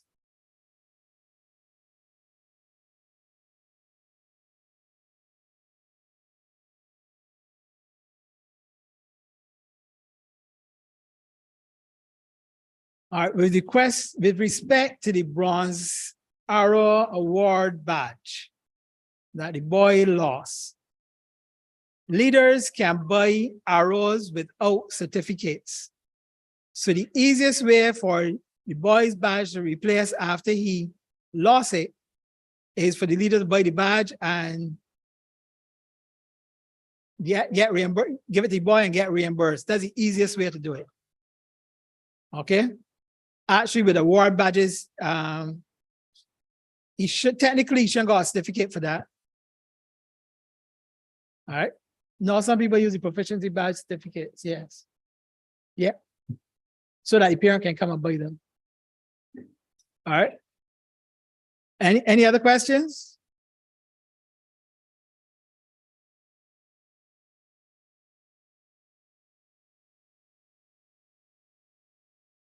No other questions. Nothing is in the Marva. Nothing in the YouTube. Okay, Martin, nothing else. Okay. All right, we can move on to any other business. Yeah, 2 hours gone already. It didn't seem so. 25th World Scout Jamboree in South Korea. We have 8 leaders and 1 boy who will be, yes? Sorry, 8 boys and 1 leader who will be attending the 25th World Scout Jamboree in South Korea later this year. I believe it is from the 1st to the 14th, not 14th, to the 12th, I think it is, of August. I will not attempt to call the name exactly where in South Korea the Jamboree is being held, but it's in South Korea. We received a scholarship for the 8 boys and 1 leader. Outside of that, we would not have been participating because of the cost of attending. Even though Korea is providing the airfare and camp fee, they have to cover their personal expenses. So over the next couple of months, they will be doing some fundraising to help cover their personal costs as in things they need to get for the trip, etc. So please support them in their fundraising. The 16th Caribbean Cabaret is scheduled to be held next year in Antigua.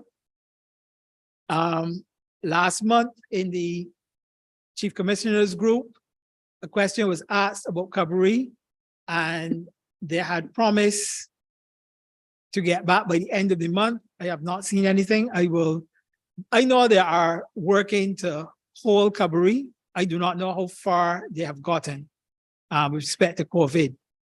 The Antigua and Barbuda was received full membership in WUSM in November at the regional conference. They're the newest member of the World Organization, the Scout Movement, and I know they are working to try to get Cabaret to come off, but that is all I can say about it at this moment. What I would suggest to all the persons who would have boys who would be interested in Cabaret and be eligible for Cabaret, you know what the usual criteria is for Cabaret, and I would advise you to start working to make sure that they are to the standard where they can be selected for Cabaret. We will not do any, well, we have started talking about it and whatnot, but we need to find out exactly if it is coming off and when it's coming off before we put anything concrete out there. But I'm telling you, it's scheduled for this year. I'm sorry, it's scheduled for next year. And I suspect if it does not happen next year, it will happen the following year. But there's nothing wrong in starting to prepare your boys so that they will be to the stage where they can be selected. I mean, you don't even have to tell them about Cabaret. Just make sure that what you're doing in your program will bring them to the standard where they can be selected for Cabaret. Registration 2023 and to 2024. Sorry, Mr. Archer, yes, before I go on. Never mind, sir. Okay. Registration 2023 to 2024. The registration forms should be out by the end of this month, probably this week. Registration is due on the 30th of April. We went from submitting registration at the end of the month, end of the year, to registering at the beginning of the year. So registration will be due the 30th of April, and the registration period is 1st of April to the 30th of April. Registration fees will be due on the 30th of April. Everybody has opened back. I want to see a more regularized situation as far as paying registration is.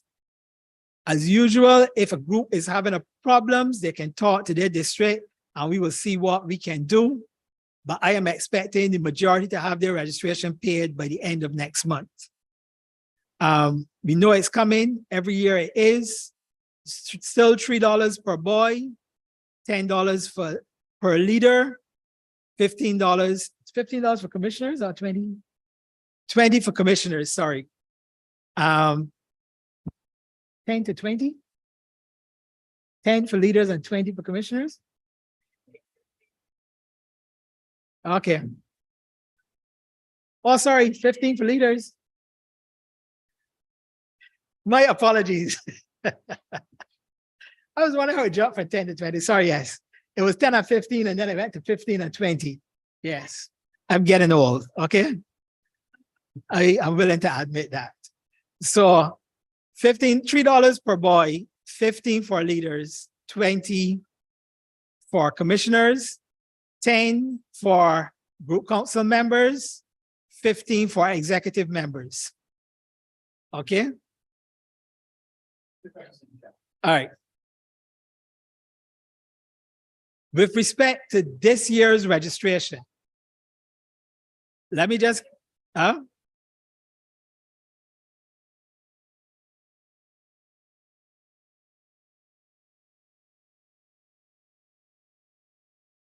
right. Excuse me. Okay. All right. Let me finish with registration and go back to the questions that are in the chat.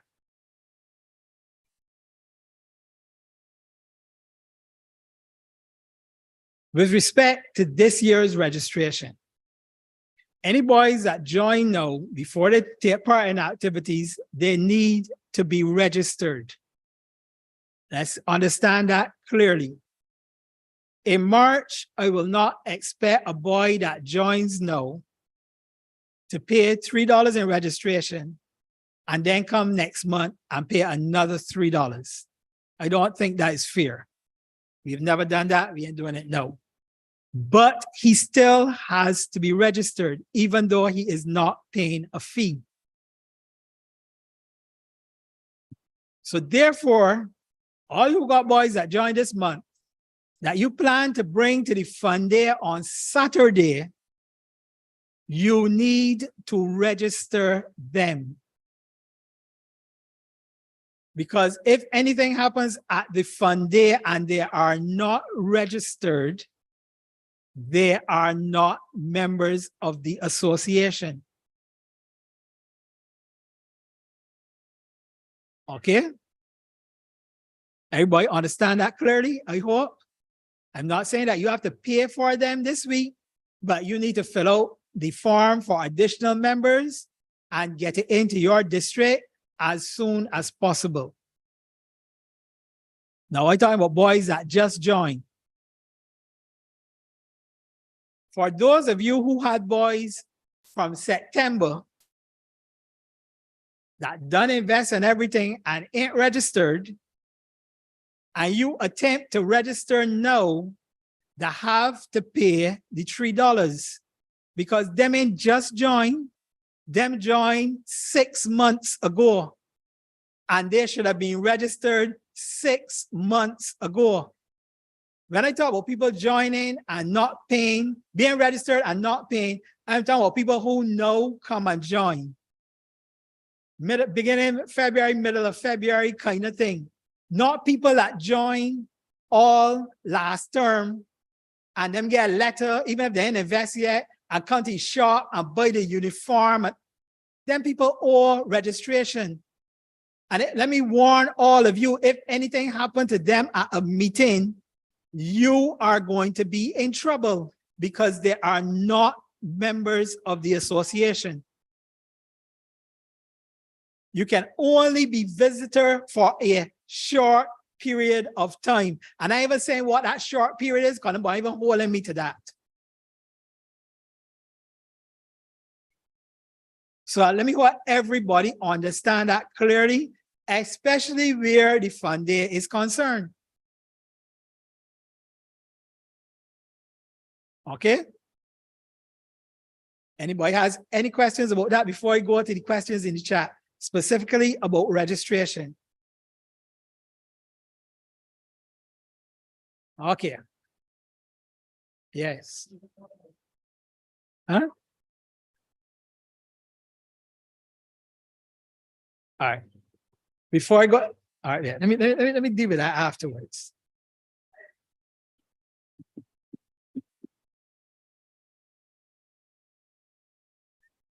Okay. I was asked about moots. Yes, there are moots that are happening, and I have no problem in approving people to attend moots. For those who don't know, moots, a moot is the equivalent of a cabaret or a jamboree, but for Venture Scouts. That's the activity that Venture Scouts attend. It's called a moot, M-O-O-T. Information is available on both the world and regional sites. When I do get the invitations, I circulate them, but I do not plan attendance to such activities. It will have to come from the section.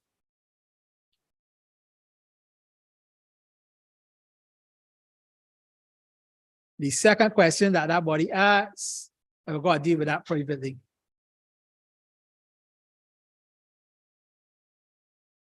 Okay, somebody asked about a replacement uniform. I'm purchasing it. If a boy outgrows a shirt, he needs to get a new shirt.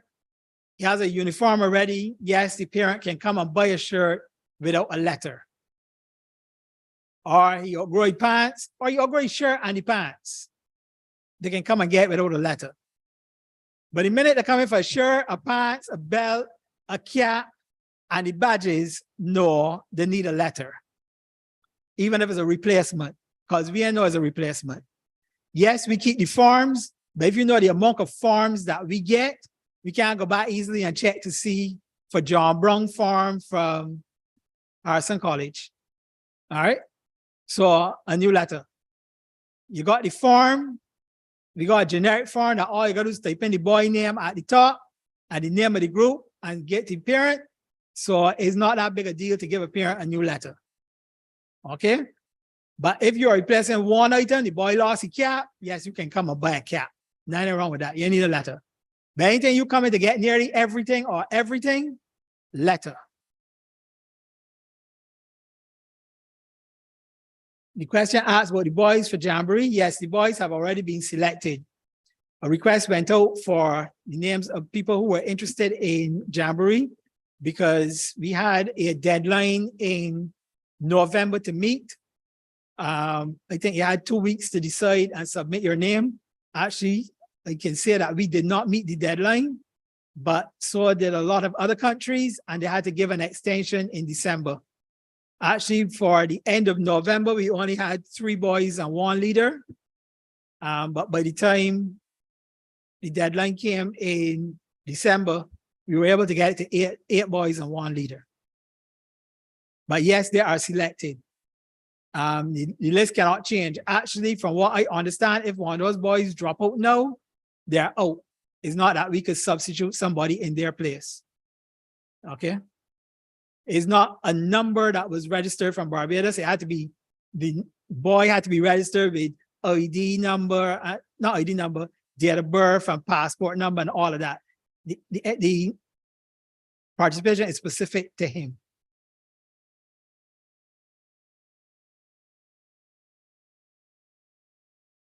All right. Constitution.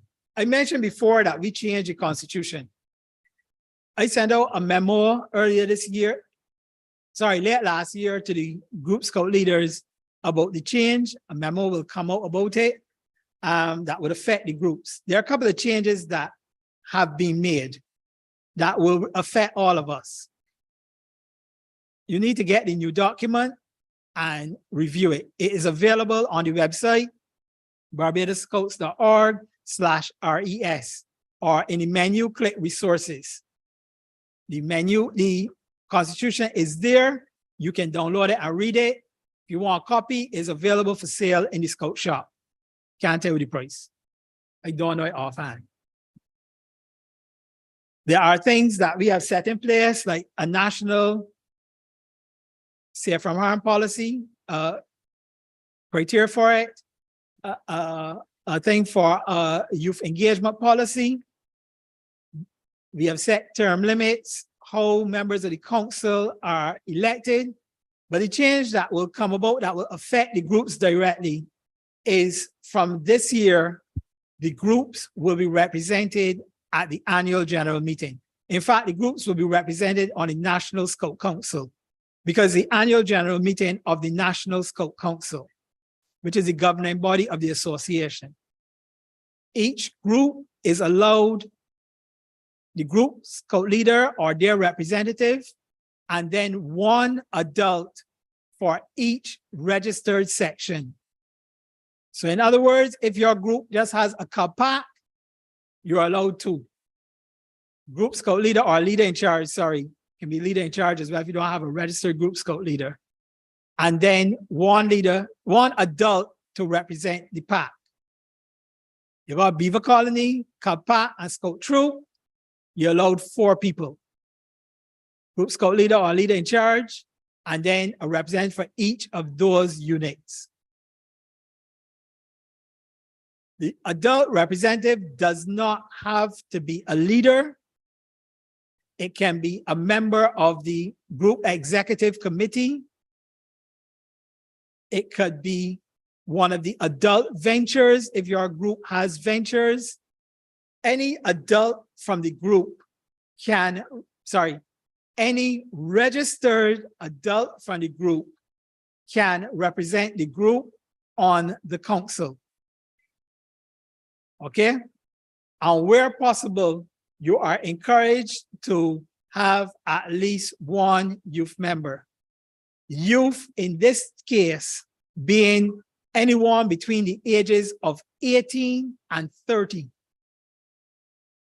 So the youth representative could be an actual leader or assistant leader as long as they're under 30. Now, every group will not have somebody that's under 30. So we can't say you have to have somebody under 30 because every group does not have somebody under 30. But if you have somebody under 30, you're encouraged to have at least one of your representatives be somebody under the age of 30. Okay? That means they get to participate in the AGM, vote on the reports, vote on any of the policy decisions for the association, vote to decide who sits on the executive. That's the other change that comes about. Before, you had to be a lay member to be elected to the executive. That is no longer the case. Okay? Any member of the council can be elected to the executive, which means any of those representatives from the groups can put their names can be put forward. Can't put forward your name, I gotta be seconded. But you can get somebody put it forward. That on be that difficult to arrange. Their name can come forward to be a member of the executive. Okay? That's what the language says now. This thing with uniform and non-uniform leaders is something that is very specific to the English-speaking associations in the region. Okay? That came out of the British system. Actually, in most of the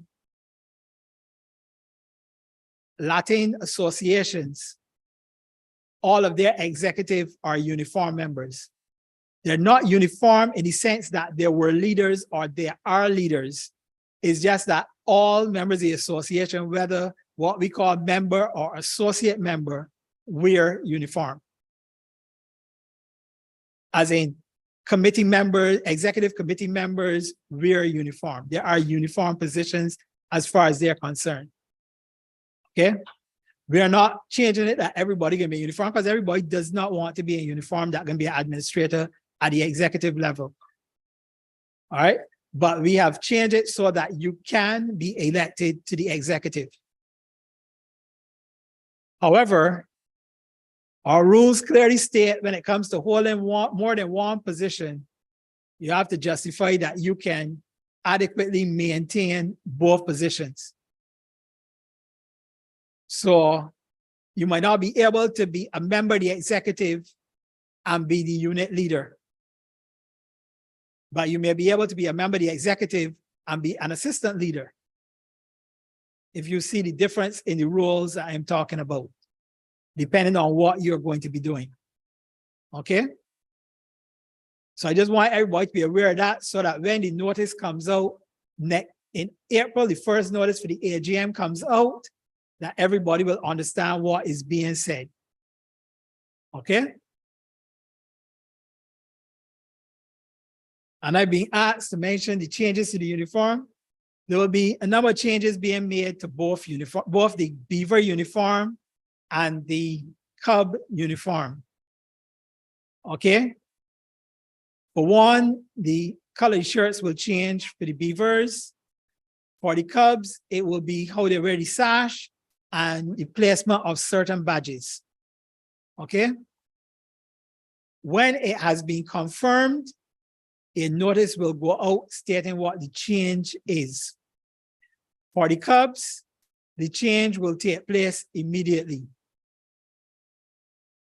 All right, because if you change them with the sash, make sure the sash is on, that's something you do right away. Changing where the badges are, you can change the placement right away. Okay. For the Beaver Scouts, they will not be required to change their shirts immediately. Okay. Once the change is approved, uniform, we still got again uniform.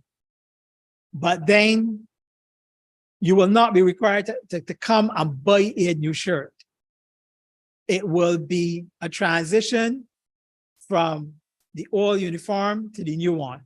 So you will change your shirt when you have to buy a new shirt. Okay? So for 2 to 3 years, we will have boys in 2 color shirts. Okay?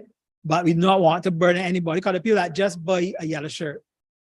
But it's for a very small boy that can be growing over the next year and a half. So quite possibly by the end of year 2, everybody may be in blue shirts by then. But that is not necessarily that we will be saying you have to do it in that. The longest you could spend in Beavers is 4 years. So for sure, by the end of year 4, everybody gotta be in yellow, gotta be in the new shirts. But it would be strange if you got a boy that can go more than 2 years without having to change his shirt because he grew bigger. That would be a rare thing. So it would be a change. It would be a gradual transition to the new shirts. All right. Anybody has any questions?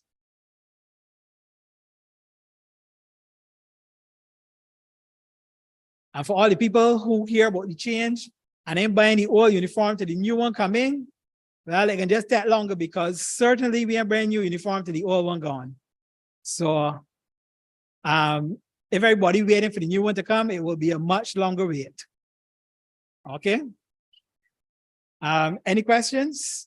Any other comments to raise? The floor is open before we close.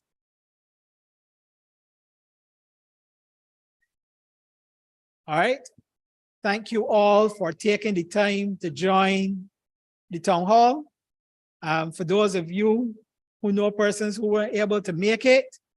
The recording will be available on YouTube, and I will have it posted to Facebook as well, so people can go back and watch it if they so desire. Like for sure, it'll be on YouTube. I don't know when it'll be on Facebook. To find it on YouTube, if you do not have the link, just go to YouTube and search for Barbados Boy Scout Association. Click on our channel and it will be there. Subscribe to our channel. If you do that, whenever there are new things to view, you will automatically get a notice that it is available. Okay? Thank you again for coming. And I encourage you, get out there and make your group the best it can be. Make the activities you do for your boys activities that they will remember. Not so much that they are unique, but that they enjoy themselves at it. And years from now, they will be reminiscent about it. There are quite a few that I thought I remember simple things that they did at meetings, not the special activities, and that they enjoyed with their friends. So I encourage you to put your all into it. Thank you again, and good hunting. Bye. Good evening, all. Thank you. Good evening, all. Good evening. Have a great week. Good evening. Good evening, everyone. Have a great week. I'm Mr. Arthur, go home. All right, sir.